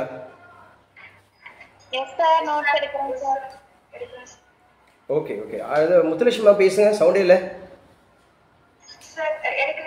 எடுக்கிறீங்களா? சுசீலா, ஆரோக்கிய சுசீலா சத்தமா பேசுமா, கேட்கலப்பா. சரண்யா, சரண்யா. ஓகே. தனுஸ்ரீ, தனுஸ்ரீயா தனுஷியாவாமா? ஓகே. உள்ளே யாராவது ஒரு பிஜிடிஆர்பி ஸ்டூடெண்ட்ஸ் யாராவது உள்ளே இருக்கீங்களா? யாராவது ஒருத்தர் உங்களை இன்ட்ரோடியூஸ் பண்ணுங்க. PGTRB economics. நான் ஆமாம் சார், நான் பிஜிடிஆர்பி எக்கனாமிக்ஸ் ஸ்டூடெண்ட். நான் உள்ளே இருக்கேன், நான் படிச்சுட்டு இருக்கேன். இந்த பாடத்தை நான் கேட்டுட்டு இருக்கேன். ஜெயலட்சுமி, உங்களை நீங்க சொல்லுங்க. ஜெயலட்சுமி சொல்லுங்க, உங்களுக்கு இது எத்தனாவது யூனிட் தெரியுமா? ஜெயலட்சுமி சரி, இப்ப நான் பேசிட்டு இருக்கிறது எத்தனாவது யூனிட் தெரியுமா? Sir micro economics sir, first யூனிட்ல வருது சார். இல்ல ஜெயலட்சுமி, நான் பேசிட்டு இருக்கிறது மைக்ரோ எக்கனாமிக்ஸ். நம்ம பேசணும், காமனா பேசணும். ஆனா இது வந்து 2 யூனிட் இருக்கு. Indian economy 1, Indian economy 2. அதான் இன்னைக்கு டீல் பண்ண போறேன். டீல் பண்ணிட்டு இருக்கிறது அதான். மைக்ரோ எக்கனாமிக்ஸ் அப்படிங்கிறதுல ஒரு பார்ட் அந்த மாதிரி எடுத்துக்கலாம். But Indian economy 1, Indian economy 2 அப்படிங்கிறத ஞாபகம் வச்சுக்கணும். எஸ், ரெண்டு யூனிட் இருக்கு. ஸோ மேத்ஸ் மோஸ்ட்லி வந்து 40 questions will be asked from this area. சரியா? From this area. இப்போ நான் பேசிட்டு இருக்கிறது வந்து 40 கேள்வி உங்களுக்கு கேட்டுருவோம். இதுக்கு பிஜிடிஆர்பிக்கு 40 கொஸ்டின்ஸ் இதுல இருந்து வந்துடும். உங்களுக்கு கரெக்டாக 10 கொஸ்டின்ஸ் அல்லது 12 கொஸ்டின்ஸ் டிஎன்பிஎஸ்சி பொறுத்தவரை. ஸோ அப்போ நம்ம bottom to top to bottom படிக்க போகிறோம். சரியா? ஸோ பாட்டம் லைன் படிச்சுக்கணும். ஸோ ஒவ்வொன்றும் அப்படிங்கிற செக்மெண்டேஷன் பண்ணிங்க. செக்மெண்டேஷன். நோட்ஸ் எடுக்கிறீங்களாமா ஜெயலட்சுமி? எடுக்கிறேன் சார். எஸ். ஸோ எடுத்துக்கங்க, இந்த மாதிரி ஃபாலோ பண்ணிக்கலாம். ஓகே. ஸோ அப்போ என்ன பண்ணணும் அப்படின்னு சொன்னால், ஃபர்ஸ்ட் ஒன் எக்கனாமிக்ஸில் நான் ப்ரொடக்ஷன் ஃபேக்டர்ஸ் இல்லை, இந்த லேண்டுக்கு என்ன கொடுப்போம் பக்கத்தில் எழுதணும். லேண்டுக்கு என்ன கொடுப்போம் அப்படின்னா, நமக்கு வந்து ரெண்ட் கொடுப்பாங்க, வாடகை கொடுப்போம். அப்போ உற்பத்தி காரணிகள் இது இருந்தால் தான் உற்பத்தி நடக்கும். அப்படிதான் காரணி ஃபேக்டர்ஸ். உற்பத்தியில் நடக்காது. சுவர் இல்லாமல் சித்திரம் வரைய முடியுமா? அஸ்மிதா, திருநெல்வேலி. சுவர் இல்லாமல் சித்திரம் வரைய முடியாது. அப்போ ஒரு ப்ரொடக்ஷன் நடக்கணும்னா என்ன இருக்கணும்? ரெண்ட் இருக்கணுமா? வாடகை கொடுத்துக்கிட்டு ப்ரொடக்ஷன் நடந்துருமா? லேண்ட் இருக்கணும். அதான் சுவர். லேண்ட் இருக்கணும். லேண்ட் இருந்தால் தானே உங்களுக்கு இந்த இடத்துல லேண்ட் இருக்கிறனாலே இங்கே வந்து படிக்கிறீங்க. ப்ரொடக்ஷன் நடக்குது, சர்வீஸ் இருக்குது.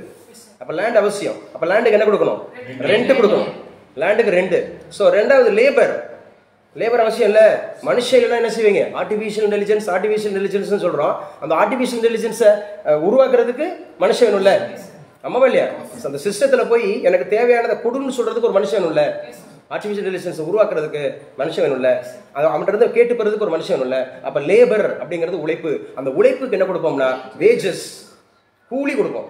வேஜஸ், கூலி அப்படிங்கிறது கொடுப்போம். 3 அப்படிங்கிறது capital. So there is no capital, there is no profit. என்ன சொல்றது? ப்ரொடக்ஷன். இது life blood of the business சொல்லுவாங்க. கேபிட்டல் வந்து ஒரு வார்த்தை எழுதிக்கங்க, life blood of the business. ஒரு பிஸ்னஸோட லைஃபே என்ன சார் அப்படின்னு கேட்டால், லைஃப் பிளட் அப்படின்றது என்னன்னா கண்டிப்பாக மணி தான், கேபிட்டல் தான். இந்த கேபிட்டலில் முக்கியமாக சொல்லுவாங்க கேபிட்டல் அப்படிங்கிறது. எங்க நான் ஏற்கனவே சொல்லியிருக்கேன், ஆரோக்கிய சோசியலாக ட்ரை பண்ணுமா? Capital and investment both are the same or not? Capital and investment both are the same or not? Already I told you last class. தெரியும் தெரியாது, குயிக்காக எடுக்கணும் ஆன்சரை, லேட் பண்ணக்கூடாது. தெரியல. கைவழி அவங்கள கேட்கணும். அதே சேம் தான். நீங்கள் இன்னும் மறுபடியும் சேம் தான். கொஞ்சம் ரைஸ் சேமா இருக்கும் அப்படின்றாங்க. Is wrong. இன்டர்வியூல படிக்கும் போது நல்லா கவனிச்சுக்கணும். கேட்பாங்க, டிஸ்டிங்விஷ் பண்ண சொல்லுவாங்க. கேபிட்டல் அப்படின்னா என்ன, இன்வெஸ்ட்மெண்ட்னா என்ன. கேபிட்டல் அப்படின்னு சொன்னாலும் பணம் தான், இன்வெஸ்ட்மெண்ட்னாலும் பணம் தான். கேபிட்டல்னாலும் ஒரு கெயின் இருக்கும், இன்வெஸ்ட்மெண்ட்னாலும் ஒரு கெயின் இருக்கும். சேம் அதான் இதுல கான்செப்ட்ல. பட் கேபிட்டல் அப்படின்னு சொன்னா முதல் அப்படின்னு அர்த்தம். முதல்னா நான் இப்ப நான் போட்டிருக்கேன், இது கேபிட்டல். இந்த போர்டுன்றது கேபிட்டல். 2 லட்ச ரூபா போர்டு, இது கேபிட்டல். நான் முன்னாடி ஒரு லைட் வச்சிருக்கேன்ல, கேபிட்டல். இந்த இது வச்சிருக்கேன்ல, கேபிட்டல். புக் வச்சிருக்கேன்ல, இது கேபிட்டல். இது ஏன் சொந்த தொழில இருக்கு. அப்ப அவர் own money is invested in அவர் ஓன் பிசினஸ். நம்முடைய சொந்த தொழில நம்ம சொந்த பணம் அப்படிங்கிறது வந்து இன்வெஸ்ட் பண்ணப்பட்டா அதுக்கு பேர் கேபிட்டல். பேசுற புரியுதா? அதாவது நான் சம்பாரிச்சு என்னுடைய பணம் எனக்கு சம்பாரிச்சு கொடுத்துச்சுன்னா, எனக்கு நான் போட்ட முதல்ல நான் செய்கிற தொழில அதுக்கு பேர் கேபிட்டல். நான் சொல்லுவாங்கல்ல தமிழ்ல, முதல் போட்டு தொழில் தொடங்கியிருக்கேன். எப்படிங்க? முதல் போட்டு தொழில் தொடங்கியிருக்கேன்னு சொல்லுவாங்கல்ல, அதான் முதல். முதலீடுனா என்ன? நம்ம சொல்லுவோம்ல அஷ்மிதா, முதலீடு இன்வெஸ்ட்மெண்ட். ஆமா, நான் வந்து இடம் வாங்கி போட்டிருக்கேன், நான் வந்து கோல்டு வாங்கி வச்சிருக்கேன், நான் ஷேர்ல இன்வெஸ்ட்மெண்ட் பண்ணிருக்கேன். பேசி புரியுதா? அதெல்லாம் அதுக்கு பேர் என்னது? கேபிட்டலா?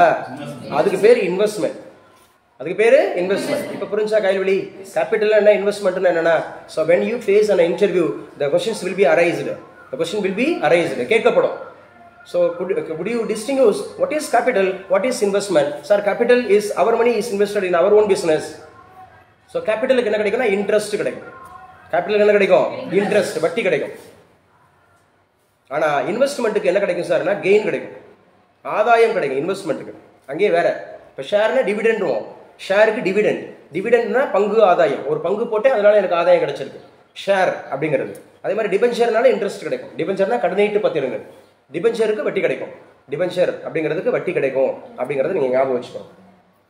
So it is also very very important. அப்ப ஞாபகம் வச்சுங்க, ப்ரொடக்ஷன் ஃபேக்டர்ஸ் ஃபர்ஸ்ட் வந்து லேண்டா, ரெண்டு வந்து லேபரா, லேபருக்கு அப்புறம் கேபிட்டலா, கேபிட்டலுக்கு அப்புறம் ஆர்கனைசேஷன் அல்லது என்டர்பிரனர். அந்த என்டர்பிரனருக்கு என்ன கிடைக்கும்னா ப்ராஃபிட் ஆர் கெயின். அவர் எதுக்காக ஓடுவாரு? ப்ராஃபிட் அல்லது கெயினுக்காக ஓடுவார். ப்ராஃபிட் ஆர் கெயின் இதுக்கு தான் ஓடுவாரு அப்படிங்கறத ஞாபகம் வச்சுங்க. Profit R gain it is also very very important அப்படிங்கறத ஞாபகம் வச்சுங்க. ப்ராஃபிட் ஆர் கெயின் அப்படிங்கறத ஞாபகம் வச்சுங்க. சரியா? இப்ப புரிஞ்சுட்டீங்களா எக்கனாமிக்ஸோட நேச்சர் ஆஃப் எக்கனாமி? நம்ம படிச்சிட்டு இருக்கிறது இந்தியன் எக்கனாமியோட நேச்சர் என்னென்ன சார் அப்படிங்கறத பார்த்திருக்கோம். Production factors. அடுத்து கன்சம்ப்ஷன் ஒரு அர்த்தம் சொன்னா எழுதுங்க. கன்சம்ப்ஷன் அப்படின்னா நுகர்வுன்னு அர்த்தம். கன்சம்ப்ஷன்னா நுகர்வு. இந்த நுகர்வு அப்படின்னு சொன்னாவே அதோட ஃபாதர் யாரு சார்? ஃபாதர் ஆஃப் கன்சியூமரிசம், நுகர்வோர் இயக்கத்தின் தந்தை என்று அழைக்கப்படுபவர் யார் அப்படின்னு கேட்டாவே ரால்ஃப் நேடர். RALFNADER. ரால்ஃப் நேடர் அப்படிங்கிறவர் தான் நமக்கு ஃபாதர் ஆஃப் கன்சியூமரிசம், நுகர்வோர் இயக்கத்தின் தந்தை என்று அழைக்கப்படுபவர் யார் அப்படின்னு கேட்டாவே ரால்ஃப் நேடர். அப்ப நுகர்வோர் அப்படின்றது யாருன்னா நல்லா கவனிச்சுங்க. பையருக்கும் நுகர்வோருக்கும் டிஃபரெண்ட் இருக்கு. பையர்னா ஒரு பொருளை வாங்குறவர், கன்சியூமர்னா பொருளை வாங்குறவன்னு சொல்லிடக்கூடாது. அவர் நுகர்வோர். நுகர்வுனாவே என்ன அர்த்தம் தெரியுமா? ஒரு பொருளை வாங்கி தான் பயன்படுத்திருக்கணும், நன்மை தீமையை நம்ம அனுபவிச்சிருக்கணும். அதான் நுகர்வோர். Ultimate the user of the product அப்படி சொல்லணும். Ultimate user of the product அப்படிங்கிறத கன்சியூமர். வாங்கி விற்கிறவர்களாம் கிடையாது, வாங்குறவர் கூட கிடையாது. அப்ப கன்சியூமர் அப்படின்னாவே அதுல இருக்க நன்மை தீமை நம்ம ஆராய்ந்து இருக்கணும் அப்படிங்கிற ஒரு விஷயத்தை ஞாபகம் வச்சுக்கணும். இதுக்கு தான் கன்சியூமரிசம் அப்படின்னு சொல்லுவாங்க. கன்சியூமர் அப்படின்னு சொன்னா முக்கியமா ஞாபகம் வச்சுங்க, அதுக்கு ஒரு ஆக்ட் இருக்கு, COPRA, cobra. COPRA, cobra act. Cobra ஆக்ட்னாவே 1986, 1986. 1986 அப்படிங்கிறதா கோப்ரா ஆக்ட், 1986. அதே மாதிரி மார்ச் 15, இந்த டேட் ஞாபகம் வச்சுங்க. மார்ச் 15 அப்படிங்கிறது வந்து பாத்தீங்க அப்படின்னு சொன்னா இதுதான் வேர்ல்டு கன்சியூமர் டே. வேர்ல்டு கன்சியூமர் டே, சர்வதேச நுகர்வோர் தினம் அப்படிங்கிறது வேர்ல்டு கன்சியூமர் டே மார்ச் 15. ஸோ இதே இது நீங்க ஞாபகம் வச்சுக்கிட்டீங்கன்னா ரொம்ப முக்கியமானது டிசம்பர் 24. டிசம்பர் 24ன்றதா நம்ம இந்தியாவில் கன்சியூமர் டே, நேஷனல் கன்சியூமர்ஸ் டே, தேசிய நுகர்வோர் தினம் டிசம்பர் 24, டிசம்பர் 24. அதே போல இந்த நுகர்வோர் பாதிக்கப்பட்டாங்கன்னா டைரக்டா அவங்க வந்து என்ன பண்ணலாம், அந்த ஃபோரம் அப்படிங்கிறத மூவ் பண்ணலாம். ஸோ வக்கீல்கள் வச்சு வாதாடணும் அவசியம் கிடையாது, எந்த ஃபீஸும் கிடையாது, கோர்ட் ஃபீஸ் கிடையாது, வக்கீல்கள் வச்சு வாதாடணும்னு கிடையாது. ஆனால் ரெசிப்ட் முக்கியம். ரெசிப்ட், அதுக்கு பேர் ரெட்ரஸல் ஃபோரம்னு சொல்லுவோம். ரெட்ரஸல் அப்போ எத்தனை இடத்துல இருக்கு கன்சியூமரை பாதுகாக்கிறதுக்காக எத்தனை ரெட்ரஸல் ஃபோரம் இருக்குன்னு கேட்டால் 3 டைப்ஸில் இருக்கு. ஒன்று நேஷனல், ரெண்டாவது ஸ்டேட்டு, மூன்றாவது அப்படின்னு சொல்லக்கூடியது டிஸ்ட்ரிக்ட்டுங்க. அப்போ நமக்கு வந்து தேசிய அளவில் இருக்குது, மாவட்ட அளவில் இருக்குது, மாநில அளவில் மாவட்ட அளவில் இருக்குது அப்படிங்கிறது. இதுக்கு ஒரு கிரைட்டீரியா நேற்று கூட நடத்துன்னு நினைக்கிறேன். இந்தியன் பாலிட்டியில் நேற்று இந்தியன் பாலிட்டியில் வந்துச்சுல, இதே பாடம் வந்துச்சுல இந்தியன் பாலிட்டிக்கு. ஆமாம், 50 லட்சம் வரைக்கும் இருந்துச்சுன்னா டிஸ்ட்ரிக்ட், அதாவது இழப்பீடு தொகை 50 லட்சம் ரூபாய் வரைக்கும் இருந்துச்சுன்னு சொன்னா டிஸ்ட்ரிக்ட், 50ல இருந்து 2 கோடி வரைக்கும் இருந்துச்சுன்னா ஸ்டேட், 2 கோடிக்கு மேல போயிருச்சுன்னா நேஷனலுங்க. Kamesh open your mouth. 50 லட்சம் வரைக்கும் இருந்துச்சுன்னா அதான் தலையத்தில் ஆட்டிட்டு இருக்க கூடாது, வாயை திறந்து சொல்லிட்டா வரும். கற்றலின் கேட்டல் நன்று, கேட்டல்ல சொல்வது நன்று. சரியா? கேட்டல்ல சொல்வது நன்று. அதான் சொல்லுவாங்க, சித்திரமும் கைப்பழக்கம் செந்தமிழும் நாப்பழக்கம். ரொம்ப முக்கியம், பரிச்சயமாகும். அப்பதான் பரிச்சயமாகும். சொல்லி சொல்லி பார்த்தா தான் பரிச்சயமாகும். நான் அடிக்கடி சொல்லிட்டு இருக்கேன், என்ன வீர விக்னேஷ், பரீட்சைக்கு பாடம் படிப்பவர்களை விட பரிச்சயமானதான் பாஸ் ஆகும். பரிச்சயமானும். இந்த கேள்விக்கு தாண்டா ஆன்சரு. லேண்டுக்கு ரெண்ட் தான், லேபருக்கு வேஜஸ் தான், கேபிட்டலுக்கு இன்ட்ரெஸ்ட் தான், என்டர்பிரனர் ஆர்கனைசேஷனுக்கு ப்ராஃபிட் தான். கன்சியூமர் ப்ரொடக்ஷன் ஆக்ட்னாவே 1986, கன்சியூமர் ஃபோரம்னாவே 3, national, state, district. Consumer is the ஃபாதர்னு கேட்டாவே ரால்ஃப் நேடர். தமிழகத்தில் அதுக்குன்னு ஒரு ஜேர்னலே வருது, அதுக்கு பேர் கன்சூமர் ஷீல்டு, நுகர்வோர் கவசம். கன்சூமர் ஷீல்டு, நுகர்வோர் கவசம் அப்படிங்கிறது இது நுகர்வோரை பாதுகாக்கிறதுக்காக வைக்கிறதுக்காக கொண்டு வரப்பட்ட மிக முக்கியமானது அப்படிங்கிறத நம்ம சொல்றோம். அப்ப நல்லா ஞாபகம் வச்சுங்க, பொருளாதாரம் அப்படின்னா என்ன சார் அப்படிங்கிறத நம்ம ஞாபகம் வச்சுக்கணும். பொருளாதாரம்னா என்ன?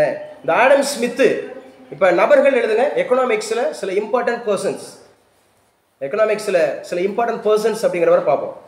அதில் ஃபர்ஸ்ட் ஒன் ஆடம் ஸ்மித். இந்நேரம் அந்த டிஜிட்டல் போர்டு இருந்துச்சுன்னா அழகா நிறைய வந்து உங்களுக்கு இது பண்ணி காமிச்சிருந்திருப்பேன். ஸோ ஆடம் ஸ்மித், இந்த ஆடம் ஸ்மித்னாவே 1776, ஆடம் ஸ்மித் அப்படின்னு சொன்னாவே 1776. என்ன சார், அப்பதான் இந்த வெல்த் ஆஃப் தி நேஷன் அப்படிங்கிற நாடுகளின் செல்வம் அப்படிங்கிற நூலை எழுதினார் அவர். நாடுகளின் செல்வம் இது முழுக்க முழுக்க எதை டீல் பண்ணும் அப்படின்னு கேட்டா எக்கனாமிக் சென்ஸ்ல வெல்த்துங்க, பணம் தான். பணம் பணம் பணம், நத்திங் அப்படின்றார்.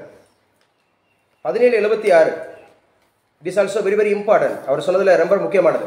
அதே மாதிரி ரெண்டாவது நபர் ஆல்ஃபிரட் மார்ஷல். இவர் ஹெல்த்துங்க, ஹெல்த். ஒருத்தர் நல்லா நிறைய பணம் வச்சிருக்கிறான், ஆனா நோஞ்சானா கிடக்குறான், நோயாளியா கிடக்குறான். அப்ப பொருளாதாரத்துல ஸ்டெபிலிட்டியா இருக்கான்னு அர்த்தமா? கிடையாதுன்றார். அப்ப பொருளாதாரம்ன்றது நாணயத்தின் இரு பக்கங்கள் போன்றது. ஒரு பக்கம் பணம், இன்னொரு பக்கம் ஹெல்த். Wealth health. அப்ப ஹெல்த் சொன்னது யாரு?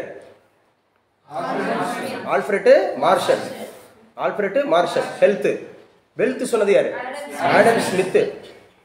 ஃபாதர் யாரு? எக்கனாமிக்ஸோட ஃபாதர் ஆடம் ஸ்மித். நல்லா சொல்லுங்க.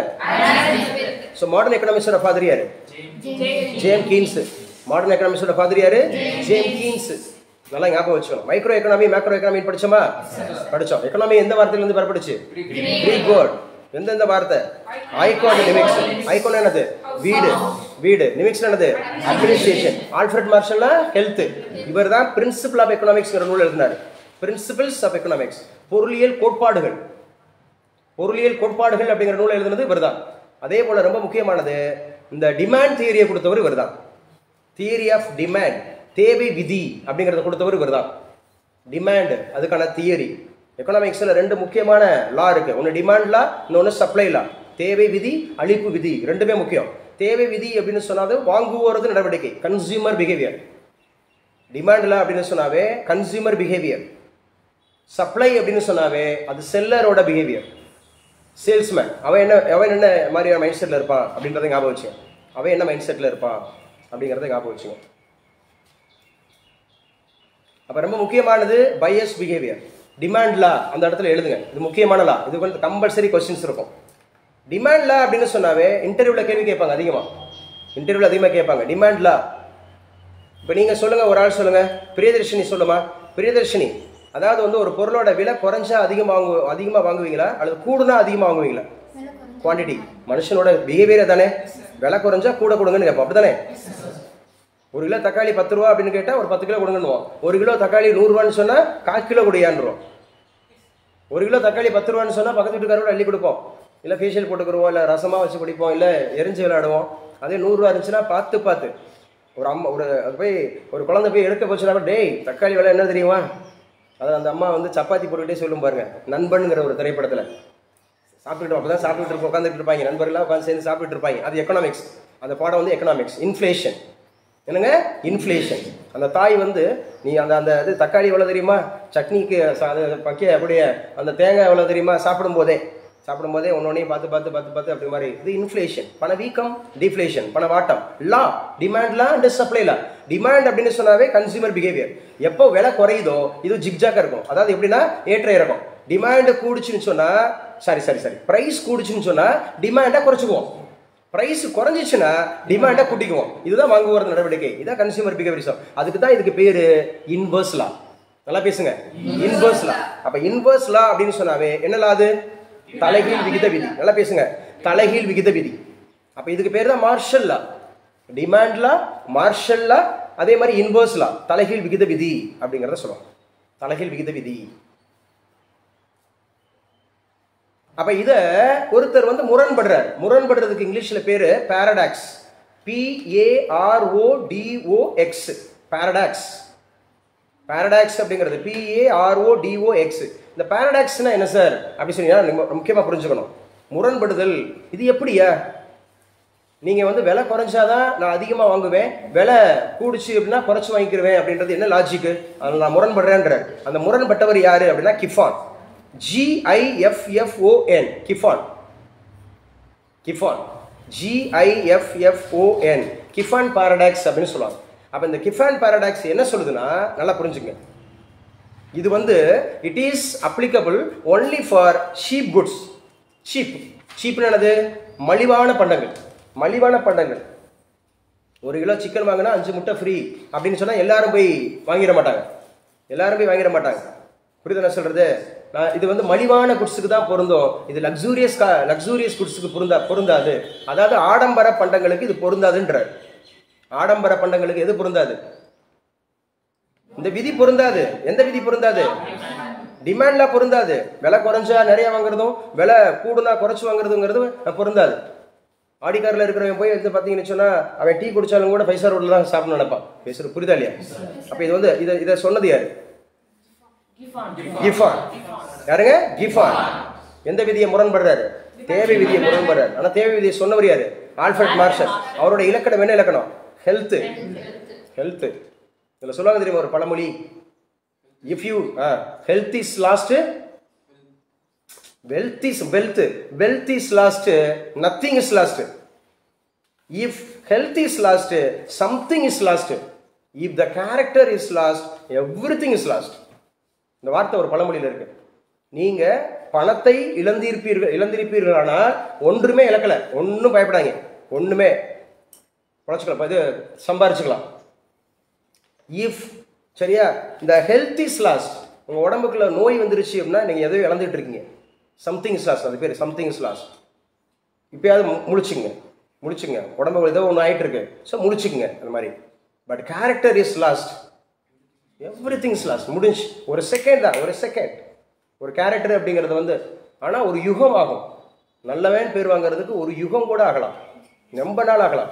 ஆனால் ஒரு கண்ணிமைக்கிற நேரத்தில் பாவம், கண்ணிமைக்கிற நேரத்தில் என்னவாயிடும், நம்ம வந்து அந்த மாதிரி போயிடும். ஸோ ரொம்ப முக்கியம் அது. அப்போ நல்லா ஞாபகம் வச்சுங்க. என்ன சொல்லியிருக்கோம்? ஆல்ஃபிரட் மார்ஷல் ஹெல்த்தா பேசுங்க.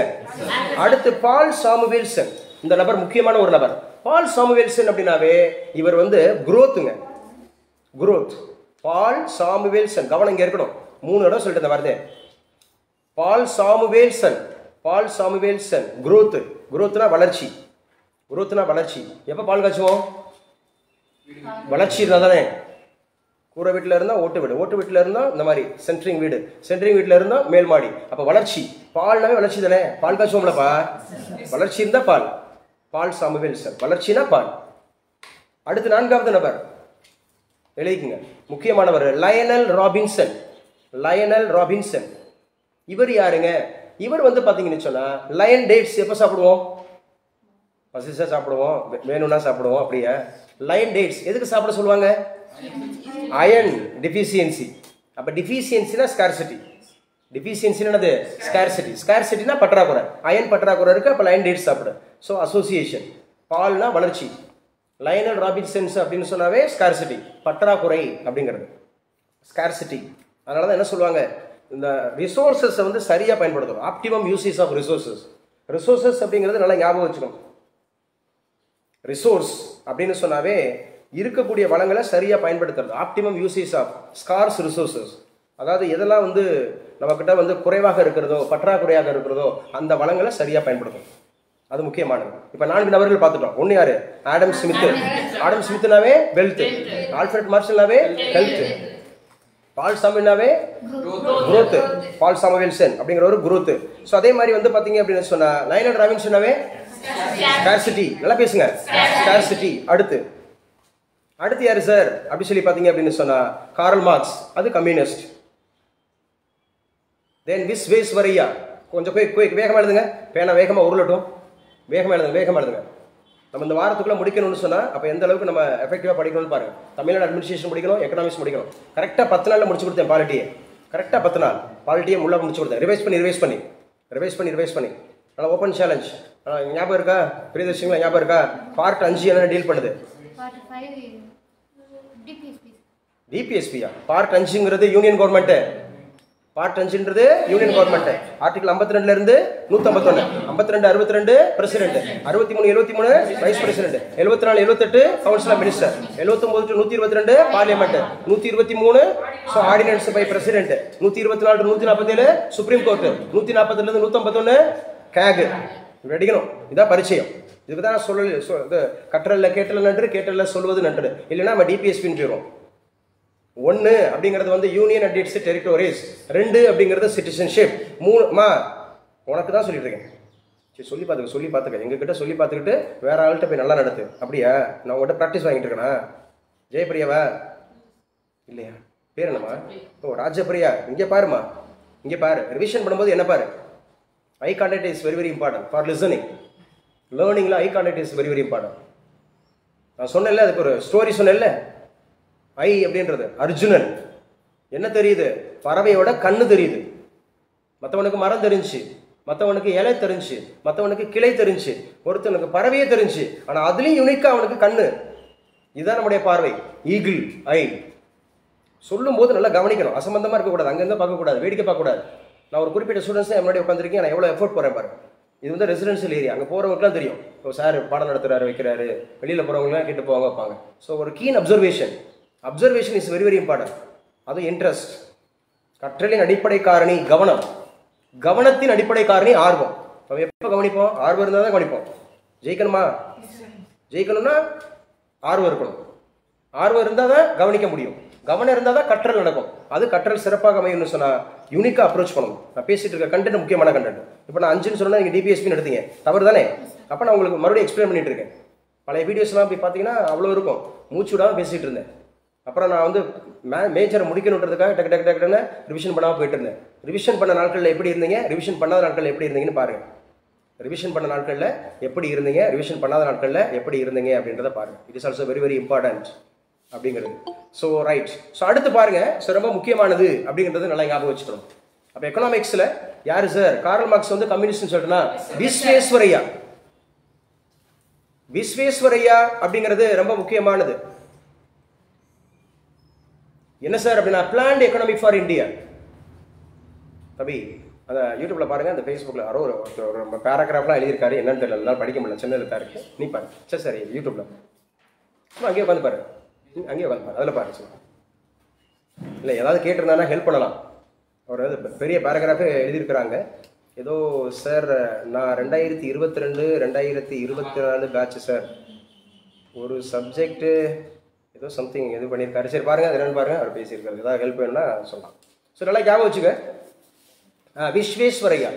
இந்த விஸ்வேஸ்வரையானாவே பிளான்டு எக்கானமி ஃபார் இந்தியாங்க. இந்தியாவில் திட்டமிட்ட பொருளாதாரம், அந்த நூலை எழுதினவர் அவர் தான்.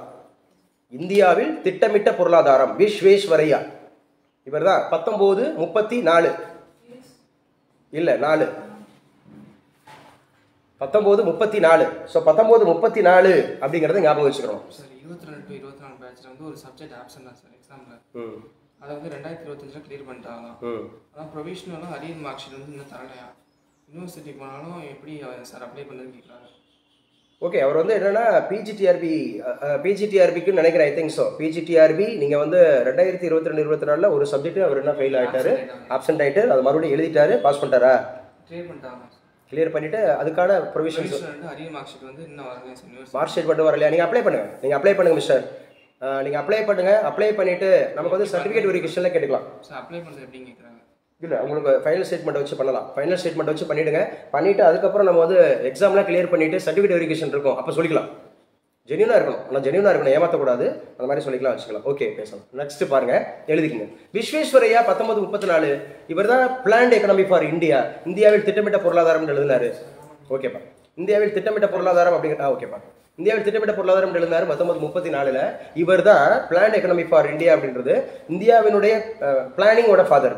இவருடைய பிறந்தநாள் தான் நமக்கு என்ஜினியர்ஸ் டேவாக செலிப்ரேட் பண்ணப்படும். செப்டம்பர் 15. செப்டம்பர் 15 இதே நாளில் தான் அறிஞர் அண்ணாவோட பிறந்தநாள் வரும். செப்டம்பர் 15ன்றது அறிஞர் அண்ணாவோட பிறந்தநாளும் சரி, இவரோட பிறந்தநாளும் சரி. ஸோ இந்த நாள் அப்படிங்கிறது வந்து என்ஜினியர்ஸ் டே. இவர் வந்து ஒரு சிவில் இன்ஜினியர். இவருடைய பெயரில் தான் முதல்ல ஸ்டீல் இண்டஸ்ட்ரி உருவாக்குனாங்க நம்ம இந்தியாவில், கர்நாடகாவில். விஸ்வேஸ்வரையா இரும்பு எஃகு ஆலை ஸ்டீல் இண்டஸ்ட்ரி இவருடைய பேரில் தான் உண்டாக்குனாங்க. எங்கே இருக்குன்னா கர்நாடகாவில் இருக்கு.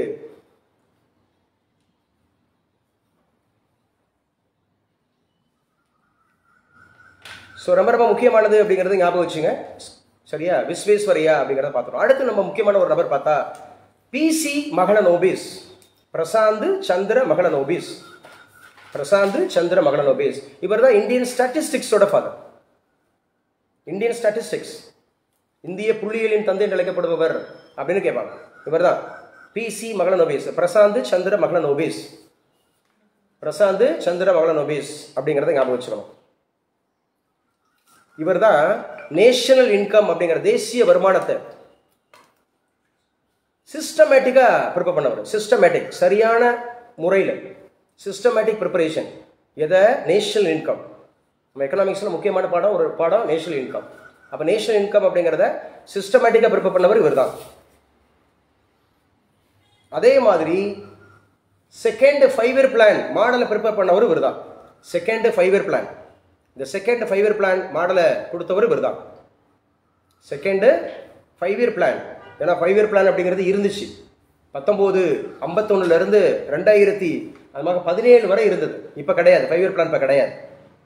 கடைசியாக 12வது ஐந்தாண்டு திட்டத்தோட முடிஞ்சிருச்சு. ஐந்தாண்டு திட்டங்களை நடத்துவேன், அப்போ டீடைல் பண்ணுவோம். 2012-17 அதோட முடிஞ்சு. 12th 5 இயர் பிளானோட முடிஞ்சு. ஏன் முடிஞ்சுன்னா இப்போ நிதி ஆயோக் வந்துருச்சு. பிளானிங் கமிஷன் அப்படிங்கிறத முடிவுக்கு கொண்டு வந்துட்டாங்க, என்டிசிங்கிறத முடிவுக்கு கொண்டு வந்துட்டாங்க. இப்போ நிதி ஆயோக், கைல்வடி நிதி Aayog when it was formed 1st January 2015 அப்படிங்கிறத ஞாபகம் வச்சுக்கணும். அதோட முதல் தலைவர் யார்? நிதி ஆயோக் தலைவர் தான் பிரைம் மினிஸ்டர் தலைவர். அப்போ தலைவர் யாருன்னு கேட்குறேன்? டாக்டர் மன்மோகன் சிங். சாரி முடியும் போது, கடைசியாக இருந்தபோது அவர் இருந்தார் தலைவர். நிதி ஆயோக்னு உருவாகும் போது யார் வந்துட்டா அப்படின்னா Narendra Modi. Name only changed. Planning கமிஷனையும் என்டிசியும் முடிவுக்கு கொண்டு வந்துட்டு என்ன கொண்டு வந்தாங்க? நிதி ஆயோக். 1/1/2015. நிதினாவே national institution for transforming India. பேசுங்க. Transforming India. அதோட துணைத் தலைவர் இப்போ யார் இருக்கா? ஸோ அவருக்கு கண்டிப்பாக கேபினெட் மினிஸ்டர் கொடுப்பாங்கன்னு சொன்னேன். அதே மாதிரி சிஇஓ ஒருத்தர் சொன்னேன், சுப்பிரமணியன் அப்படிங்கிறது என்னது? சிஇஓ. அப்போ யார் வந்து தலைவர்? யார்? சுமந்த் கே பெரி. பேசுங்க. சுமந்த் கே பெரி அப்படிங்கிறத ஞாபகம் வச்சுக்கணும். நிதி ஆயோக்னாவே திங்க் டேங்க்.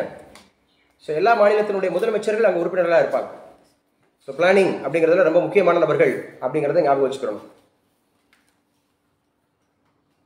சரி, அது ரொம்ப முக்கியமானது. அரவிந்த் பனகாரியா அப்படிங்கிறவர் நிதி ஆயோக்கோட ஃபர்ஸ்ட் துணைத் தலைவர். அரவிந்த் பனகாரியான்றது நிதி ஆயோக்கோட ஃபர்ஸ்ட் துணைத் தலைவர். இப்போ அவர் எங்கே இருக்கிறாருன்னா 16th ஃபினான்ஸ் கமிஷனோட சேர்மனாக இருக்கார். 16வது ஃபினான்ஸ் கமிஷன் ஆர்டிகல் எங்க சொல்லுங்க? 280-81. ஃபினான்ஸ் கமிஷன் அப்படின்னாவே 280-281. ஃபினான்ஸ் கமிஷன் எத்தனை ஆண்டுக்கு ஒரு முறை? 5 ஆண்டுக்கு ஒரு முறை. ஃபர்ஸ்ட் வந்து யாருப்பா? கேசி நியோகி. நம்ம தானே? ஃபர்ஸ்ட் கேசி நியோகி, 2வது சந்தானா, 3 வந்து சாந்தா, 4 வந்து ராஜா மன்னார், 5 வந்து மகாவீர் தியாகி. இப்போ 16 யாரு? அரவிந்த் பனகாரியா. 15 என்கே நந்து கிஷோர் சிங். 14 ஒய்வி ரெட்டி, வேணுகோபால ரெட்டி. 13 விஜய் கேல்கர். 12 ரங்கராஜன். 11 விஷ்ணு. 10 கேசி பந்த். இதெல்லாம் படிச்சது உங்களை நடத்துறேன். இந்த பேட்ச் நான் நடத்தல. சரியா? இதெல்லாம் ஃபினான்ஸ் கமிஷன் படிக்கணும். ஃபினான்ஸ் கமிஷன்றது கான்ஸ்டியூஷனல் படியா நான் கான்ஸ்டியூஷனல் படியா? Constitutional body. ஆர்டிகல் இருந்துச்சுனாவே கான்ஸ்டிடியூஷனல் பாடி. நல்லா பேசுங்க. ஆர்டிகல்ஸ் இருந்துச்சுனாவே என்ன பாடி?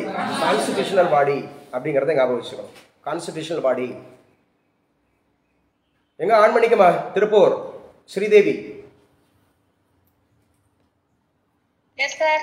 இந்த கான்ஸ்டிடியூஷனல் பாடி அப்படிங்கறத அப்படியே ஆர்டர் பண்ணுங்க. என்ன ஷார்ட்கட் சொல்லி கொடுத்தோம் சார்? ஏல இருக்கு, பில இல்ல, சில இருக்கு, டில இல்ல, அப்புறம் ஈல இருக்கு, எஃப்ல இருக்கு, ஜில இருக்கு, ஹெச்ல இருக்கு, ஐல இருக்கு சார். ஐல இருக்கு. Exactly correct. அந்த ஐல இருக்கு அப்படின்னா நம்ம எப்படி அசோசியேட் பண்ணிக்கிட்டோம்? ஐனா ஐனா என்ன சார் அப்படின்னு சொன்னா எனது, நான், எனது தாய்மொழி. அப்ப லிங்கோஸ்டிக் அந்த மாதிரி இருக்கக்கூடியது. Minority commission 350B. சரி, ஹெச்ல இருக்குன்னு சொன்னோம். என்னப்பா அது ஹெச்ல? ஏன் அந்த பொண்ணு சொல்லட்டும், ஸ்ரீதேவி சொல்லட்டும். H sir humanity, SC, ST, OBC இதெல்லாம் ஹியூமனிட்டி. அப்ப ஹெச்னா ஹியூமனிட்டி. அப்ப எஸ்சி அப்படிங்கிறது 338, எஸ்டி 338A, அதே மாதிரி ஓபிசி 338B, 338B அப்படிங்கறத ஞாபகம் வச்சுக்கணும். எங்க யாரு சொல்லுவா? நான் ஷார்ட்கட் சொல்லி கொடுத்தேன். ஷெட்யூல் ட்ரைப் அப்படின்னு சொன்னாவே எந்த மாநிலங்கள்ல அதிகமாக இருக்கிறாங்கன்னு சொல்லி பார்த்தோம். ATM shortcut. ஏ என்னது? அஸ்ஸாம், டீனா திரிபுரா, யமுனா, மேகாலயா அண்ட் மிசோரம். மேகாலயா அண்ட் மிசோரம் அப்படிங்கறது ஞாபகம் வச்சுக்கணும். அப்ப எஸ்சினாவே 338, எஸ்டினாவே 338A, ஓபிசினாவே 338B ஞாபகம் வச்சுக்கணும். ஹெச்னா. ஜி சொல்லுமா?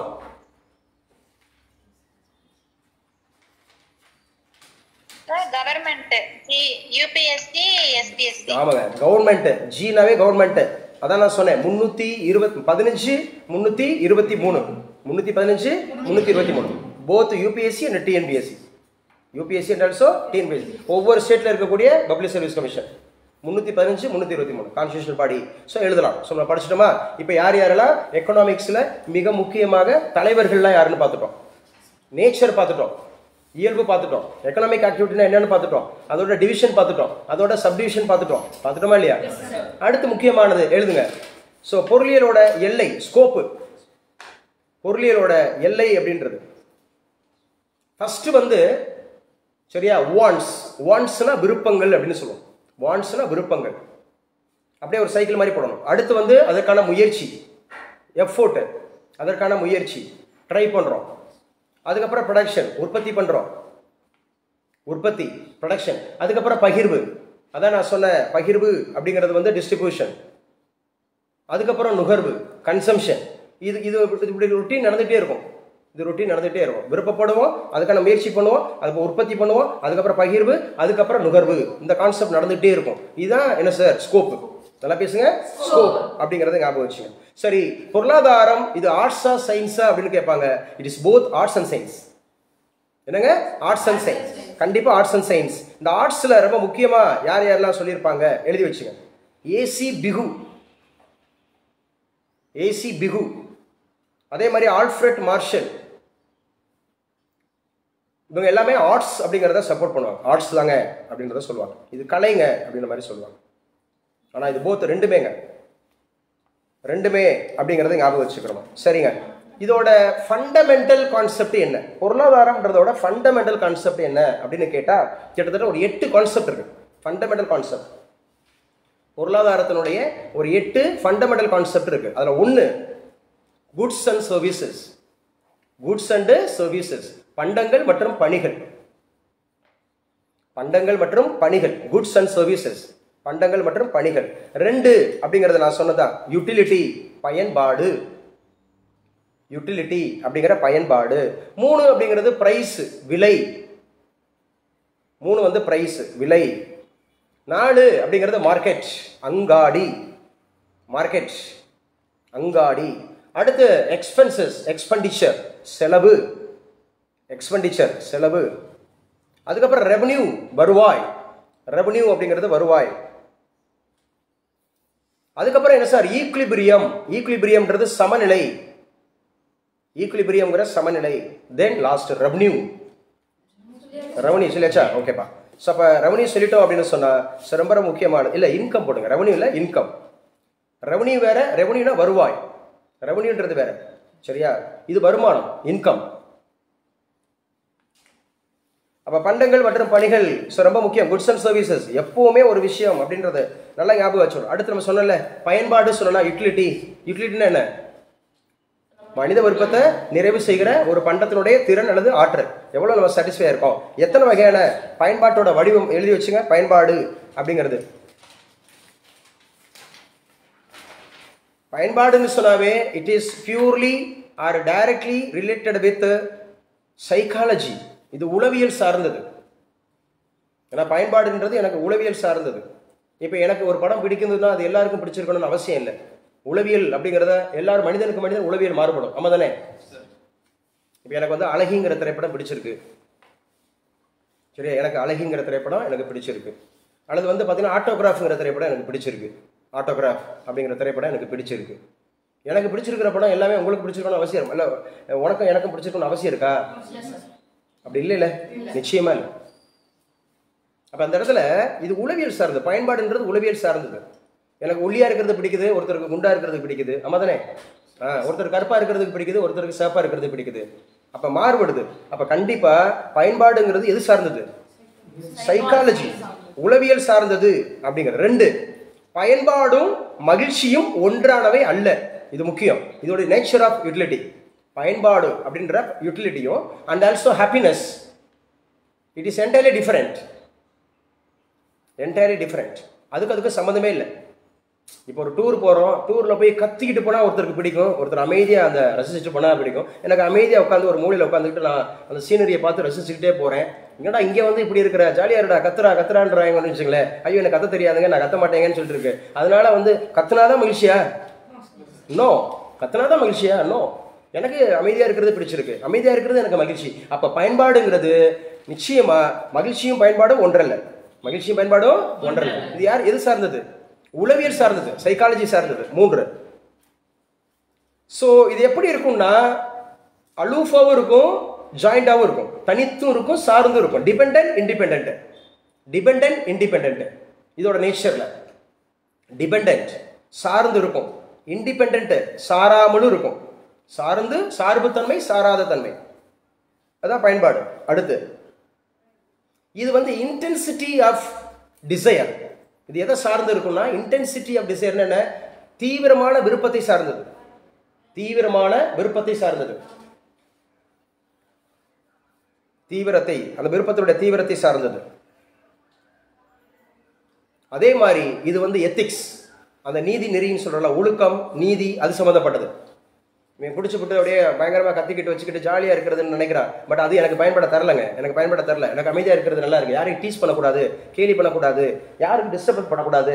ஏன்னா அந்த பஸ்ஸில் போய் கத்திட்டு போகும்போது ஆடுக்கு போகும்போது டிரைவருக்கே கொஞ்சம் பிரச்சனையாக இருக்கும். ஏன்னா அப்படி கத்துறாங்க, எப்படி ஆடுறாங்க வைக்கிறாங்க. ஏன்னா நாங்கள் காலேஜ் ஸ்டூடெண்ட்ஸ், அதில் கொஞ்சம் அந்த மாதிரி இருக்கிறது. பயன்பாடுங்கிறது புரிஞ்சுங்க. ஒரு சிலருக்கு அது பிடிக்கும். அதனால தான் சைக்காலஜிக்கல் வேரியேஷன் சொல்லிட்டேன். இதில் என்னென்ன பயன்பாடு இருக்குன்னா, ஃபர்ஸ்ட் வடிவம், ஷேப்பு. ஃபர்ஸ்ட் வடிவம் கொஞ்சம் வேகமாக எழுதணும். வடிவம் ஒன்று, வடிவம். ரெண்டு, டைம், காலம். மூணு வந்து பிளேஸ், இடம். நாலு வந்து சர்வீஸ். அஞ்சு வந்து பொசிஷன், உடைமை. பொசிஷன். அதுக்கப்புறம் நாலேஜ். அது யாரு மனு? அது யாரு? ஜோயிலிங்க அந்த வாட்டர் கேன் எடுத்துட்டு வா. நாலேஜ், அறிவு பயன்பாடு அப்படிங்கிறது. பயன்பாடு அப்படிங்கிறது ஸோ இதோட லாஜிக்கை நம்ம நல்லா புரிஞ்சுக்கணும். பயன்பாடு அப்படிங்கிறது என்ன சார் அப்படிங்கிறது. ஸோ இதோட மெத்தட்ஸ் என்னென்னலாம் இருக்குது அப்படிங்கிறத புரிஞ்சுங்க. அப்போ பொருளாதாரத்தில் உட்பிரிவுகள் சொன்னோமா? பேசுங்கப்பா.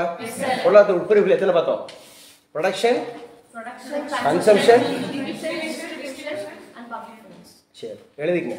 இந்த பொருளாதாரத்தினுடைய அடிப்படை பிரச்சனைகள் என்னன்னு கேட்பான். Fundamental basic problems of economics. அதில் ஒருத்தர் வந்து ஹீப்ரூஸ் அப்படிங்கிற ஒரு சொல்லியிருப்பாரு. அவர் வந்து எக்கனாமிக் அந்த மாதிரி இருக்கக்கூடிய சிந்தனைகள் சொல்லியிருப்பாரு. ஹீப்ரூஸ்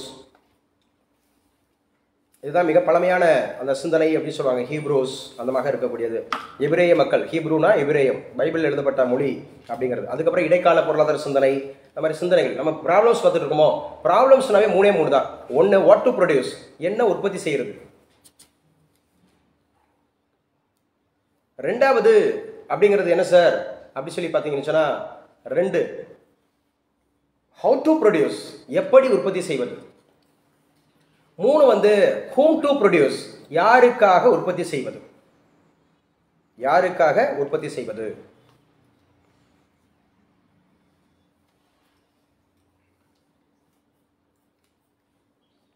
எழுதி வச்சுங்க சார், ரொம்ப முக்கியமானது. அப்போ அந்த 3 பிரச்சனை, what to produce, how to produce, whom to produce, என்ன உற்பத்தி செய்வது, எப்படி உற்பத்தி செய்வது, யாருக்காக உற்பத்தி செய்வது, இந்த 3 பிரச்சனையில் ஆராய்ந்துட்டோம்னா எக்கனாமிக் கவர் ஆயிடும். எக்கனாமிக்ஸ்ங்கிறது இது 3 தான். சரியா? இப்போ ஆடம் ஸ்மித் அப்படிங்கிறப்ப சொல்லும்போது இவர் அரசியல் பொருளாதாரத்தின் தந்தைன்னு சொல்லலாம். Father of political economy. யார? ஆடம் ஸ்மித்தை. ஃபாதர் ஆஃப் எக்கனாமின்னு சொல்லலாம், அரசியல் பொருளாதாரத்தின் தந்தைன்னு சொல்லலாம். அதே மாதிரி கேபிட்டலிஸ்டோட ஃபாதர்னு சொல்லலாம். கேபிட்டலிஸ்டோட ஃபாதர், முதலாளித்துவத்தின் தந்தைன்னு சொல்லலாம், கேபிட்டலிஸ்டோட ஃபாதர்.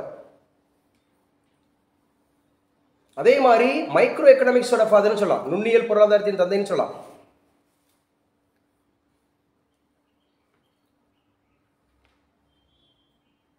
அதே மாதிரி லைஸ் ஃபேர் அப்படின்ற சொல்லுவோம். லைஸ் ஃபேர் அப்படின்னா தடையில்லா பொருளாதாரம். லைஸ் ஃபேர், இந்த தடையில்லா பொருளாதாரம் அப்படிங்கிற கொள்கையை உருவாக்குனவரே இவர்தான்.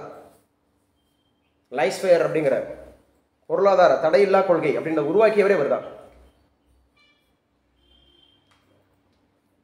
மார்ஷலை பத்தி சொல்லும்போது இவர்தான் ஹெல்த் சொன்னோம். அதே மாதிரி ரொம்ப முக்கியமானது சொல்ல தேவை விதி சொன்னோம். அதே மாதிரி வேஜஸ் பிரின்சிபல், கூலி கோட்பாடு இவர் தான் கொடுத்தாரு. கூலி கோட்பாடு. சரிங்க, இவர் எழுதின புத்தகத்தோட பேர் என்னங்க? Principle of economics. Principle of economics எந்த வருஷம் எழுதுனாங்கன்னு கேட்பாங்க. 1890. பிரின்சிபல் ஆஃப் எக்கனாமிக்ஸ் அப்படிங்கிறது 1890.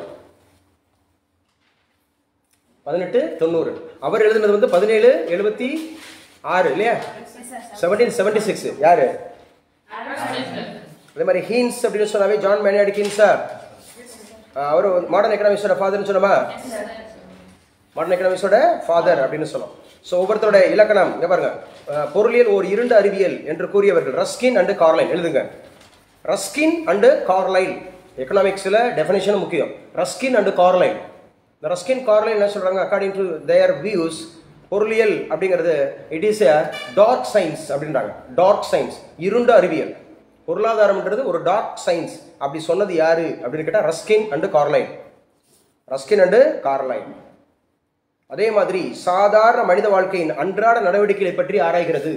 இது வந்து ஒரு சாதாரண, சரியா, ஒரு நார்மல் பர்சனோட ரெகுலர் ஆக்டிவிட்டியை பற்றி சொல்லுது அப்படின்னு சொன்னது யாருன்னா மார்ஷல் சொல்றாரு. சாதாரண மனிதனின் அன்றாட நடவடிக்கை, ரொட்டீன் ஆக்ஷன், ரொட்டீன் ஆக்ஷனை பற்றி சொல்லுதுங்க. இதை சொன்னது யாரு அப்படின்னு கேட்டால் யாரு? மார்ஷல். அதே மாதிரி கிடைப்பெருமை, இந்த ஸ்கார்சிட்டின்னு சொன்னது யாரு? Lionel Robinson. லைனல் ராபின்சன் அப்படிங்கிறது ஞாபகம் வச்சுக்கணும். எழுதுங்க. பொருளாதாரத்தினுடைய வகை.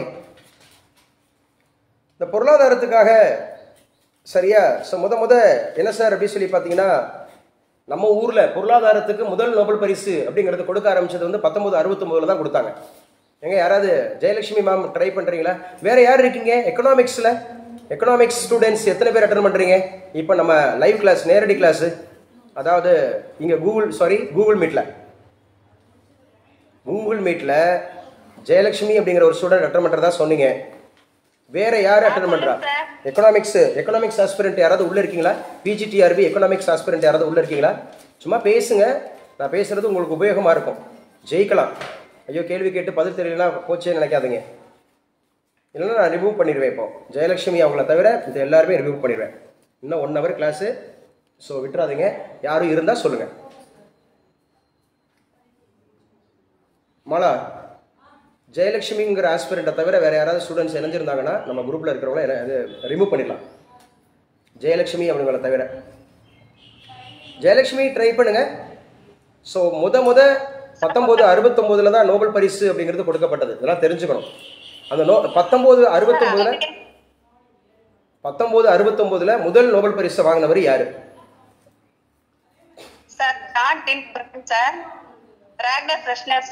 Exactly correct. Ragnar Frisch. எழுதிங்க, கிளாப் பண்ணுங்க. Ragnar Frisch. எஸ் சார், அவர் Netherlands sir. he is from Netherlands sir. ஆமாங்க சார். ராக்னர் ஃபிஷ் வந்து ஸ்வீடன் சார், ஆஸ்லோ பல்கலைக்கழகம் சார். ஆமா. ஸோ இவர் வந்து ஸ்வீடன் நாட்டை சார்ந்தவர். இவர் வந்து நேஷனல் ஞாபகம் வச்சுங்க, ராக்னர் ஃப்ரிஷ் 1969 கூடுதல் விஷயம் எழுதிக்குங்க. இந்த 1969 அப்படிங்கிறது தமிழ்நாடு என பெயர் மாற்றம் செய்யப்பட்ட வருடம் இதுதான். 1969 தமிழ்நாடு என பெயர் மாற்றம் செய்யப்பட்ட வருடம் இதுதான். அதே போல 1969 அப்படிங்கிறதா வந்து பாத்தீங்க அப்படின்னு சொன்னா 14 வங்கிகள் முதல்ல இந்தியாவுடைய பேங்கிங்ல நேஷனலைஸ்ட் ஆச்சு 1969. தமிழ்நாடு என பெயர் மாற்றம் செய்யப்பட்டது 1969. நிலவுல நீல் ஆம்ஸ்ட்ராங் நிலவுல கால் வச்சது 1969. நிலவுல போய் நீல் ஆம்ஸ்ட்ராங் நிலவுல கால் வச்சது. அதே மாதிரி இருதய மாற்று அறுவை சிகிச்சை, ஃபர்ஸ்ட் ஹார்ட் டிரான்ஸ்பிளான்டேஷன், இதெல்லாம் 69ல முக்கியமானது.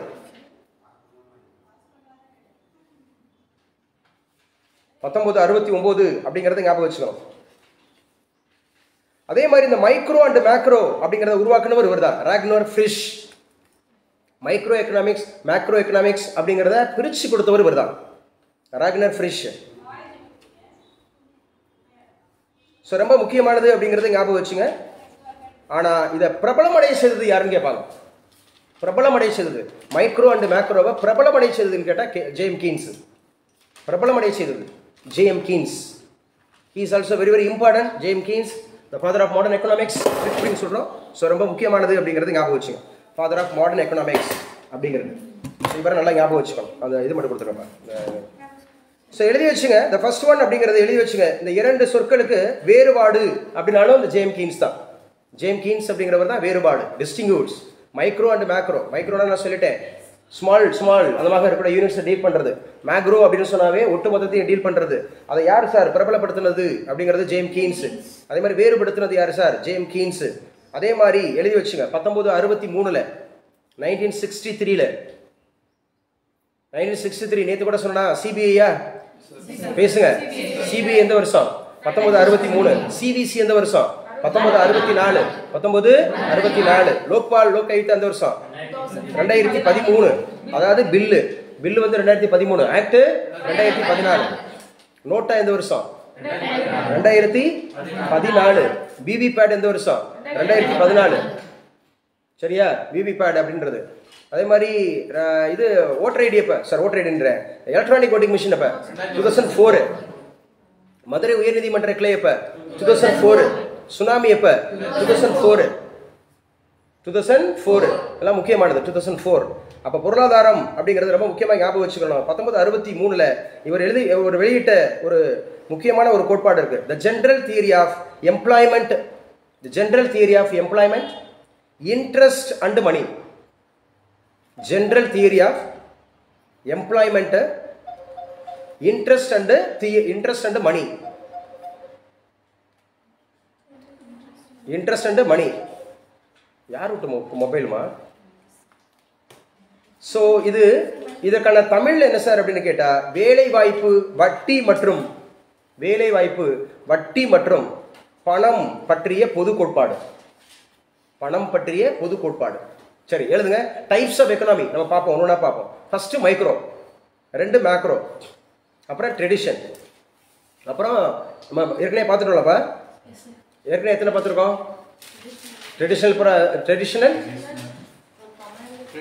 ட்ரெடிஷனல், கமாண்டு, கம்யூனிஸ்ட், கேபிட்டல், அந்த மாதிரிலாம் பார்த்தோம்ல. அதில் இன்னும் கொஞ்சம் கூடுதல் இருக்கு, எழுதி வச்சுங்க. அதாவது மார்க்கெட் எக்கானமி, சந்தை பொருளாதாரம். மார்க்கெட் எக்கானமின்ற சந்தை பொருளாதாரம். அதுக்கப்புறம் இன்டர்நேஷனல் எக்கானமிங்கிறது பன்னாட்டு பொருளாதாரம். இன்டர்நேஷனல் எக்கானமி பன்னாட்டு பொருளாதாரம். அதுக்கப்புறம் பப்ளிக் எக்கனாமிக்ஸ் அப்படிங்கிறது பொது பொருளாதாரம். பொது பொருளாதாரம். அதுக்கப்புறம் டெவலப்மெண்ட் அண்ட் growth, சரியா, முன்னேற்றம் மற்றும் வளர்ச்சி. அதுக்கப்புறம் வந்து பாத்தீங்க அப்படின்னு சொன்னா பப்ளிக் எக்கனாமிக்ஸ் அப்படிங்கிறது ஹெல்த், அந்த மாதிரி சுகாதார பொருளாதாரம், ஹெல்த் எக்கனாமிக்ஸ். அதுக்கப்புறம் என்விரான்மெண்டல் எக்கானமி அப்படின்னு சொல்லக்கூடிய சுற்றுச்சூழல் பொருளாதாரம். இது எல்லாமே உங்களுக்கு அப்படியே பிஜியில் 10 யூனிட்ல கவர் ஆகுது.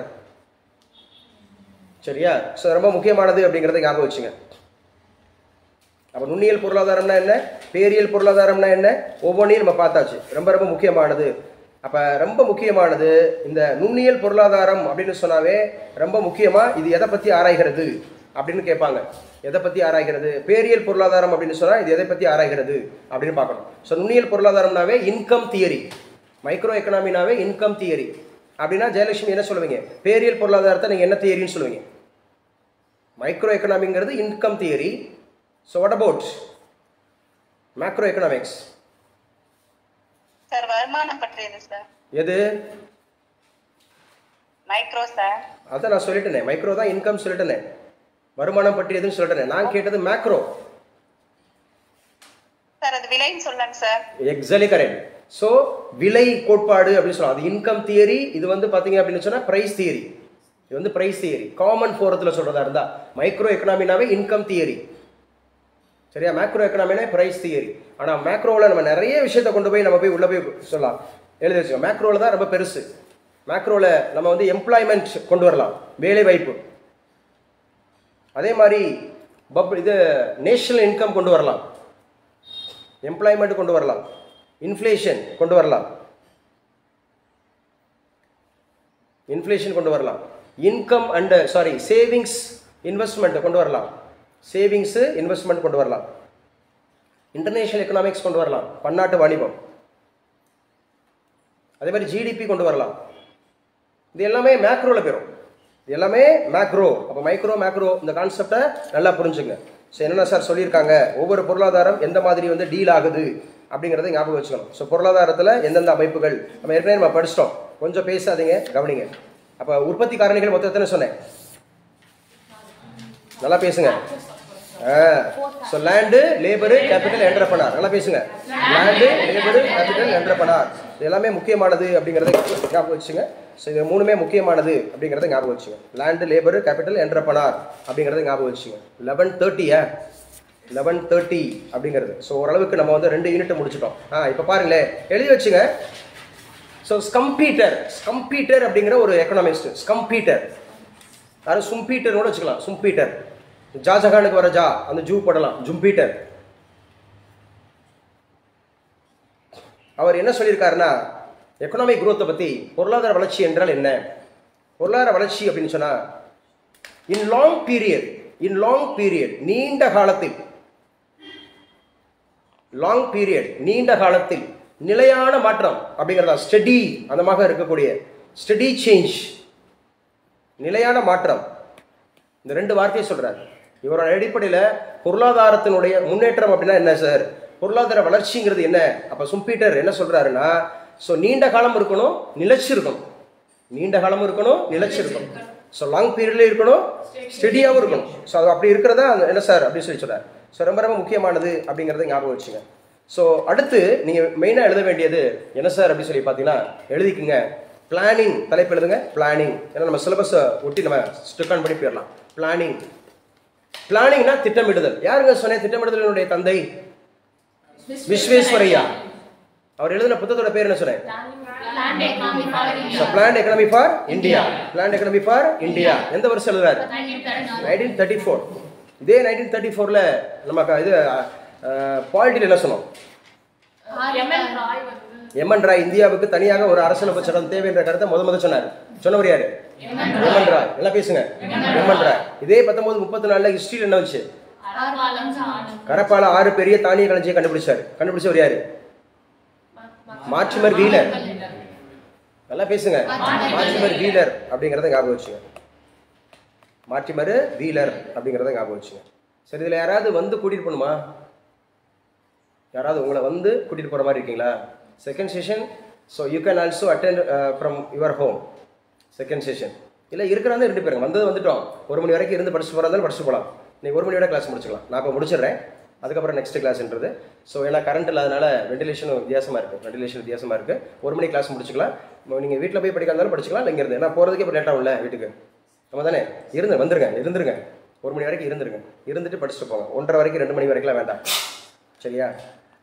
வேறு காரைக்குடிக்காரங்களுக்கு எல்லாருக்குமே இது தானேப்பா, ஷெட்யூல் தானேப்பா? எல்லாமே ஷெட்யூல் தானே. இப்போ நீங்கள் ரூமில் போனாலும் உங்களுக்கு இதெல்லாம் இருக்குல்ல, யூபிஎஸ் இருக்குல்ல, படிச்சிருங்க. ஸோ நடத்துகிற வரைக்கும் படிச்சிருங்க. இதை மட்டும் நம்ம படுத்துருவோம். ஸோ இப்போ இதை மட்டும் படிச்சிருவோம். பிளானிங், திட்டமிடுதல். இந்த பிளானிங் அப்படிங்கிற போது நல்லா ஞாபகம் வச்சுங்க. 1938 யாரு சார் அப்படின்னு கேட்டால் நம்ம ஜவஹர்லால் நேரு. 1938 ஜவஹர்லால் நேரு முக்கியமான ஒரு நபர். இவர் தான் வந்து பார்த்தீங்கன்னா பிளானிங் கமிட்டி அப்படிங்கிறத உருவாக்குனார். 1938 பிளானிங் கமிட்டி அப்படிங்கிறத உருவாக்குவார். அதே மாதிரி 1940 இதுதான் பம்பாய் திட்டம் அப்படின்னு சொல்லுவோம். பம்பாய் திட்டம் 1940 அப்படிங்கிறது வந்து பம்பாய் திட்டம் அப்படின்னு சொல்லுவாங்க. ஒரு 8 தொழிலதிபர்கள் கூடி ஒரே இடத்துல கூடி ஒரு பிளானை உருவாக்குவாங்க, including Tata and Birla. So பொருளாதாரத்தில் அவர் வந்து உருவாக்குவாங்க அப்படிங்கிறத ஞாபகம் வச்சுங்க. யாருப்பா? டாடா அண்ட் பிர்லா. 19 நல்லா பேசுங்க. 1940 அப்படிங்கிறது. அடுத்து 1944. 1944 அப்படிங்கிறது வந்து ரொம்ப முக்கியமான ஒரு பாடம். 1944 அப்படிங்கிறது. ஸோ என்ன சார் அப்படின்னு சொன்னால் 2 பேர் முக்கியமானவங்க இருப்பாங்க. 2 பேர் முக்கியமானவங்க. அதில் ஒருத்தர் எம்என் ராய் அப்படிங்கிறவர். அதான் வந்து பார்த்தீங்க அப்படின்னா எம்என் ராய் அப்படிங்கிறவர் வந்து மக்கள் திட்டம் அப்படிங்கிறத ஞாபகம் வச்சுக்கணும். மக்கள் திட்டம் பீப்புள்ஸ் பிளான் அப்படிங்கிறது மக்கள் திட்டம் அப்படிங்கிறத ஞாபகம் வச்சுக்கணும். பீப்புள்ஸ் பிளான் அப்படிங்கிறது மக்கள் திட்டம். அதே மாதிரி எஸ்.என். அகர்வால் காந்தியன் திட்டம்.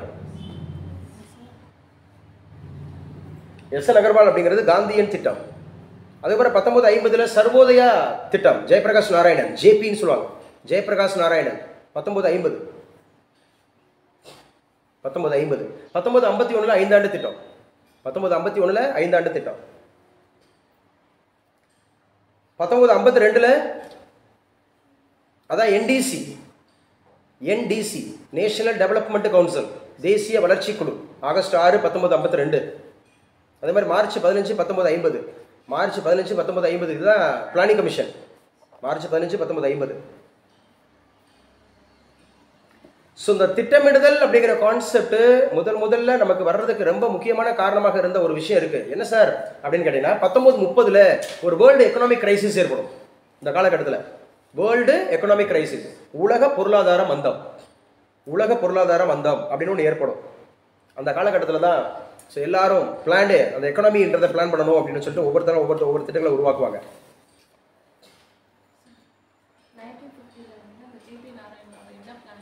ஜெயபிரகாஷ் நாராயணன்றது சர்வோதயா பிளான்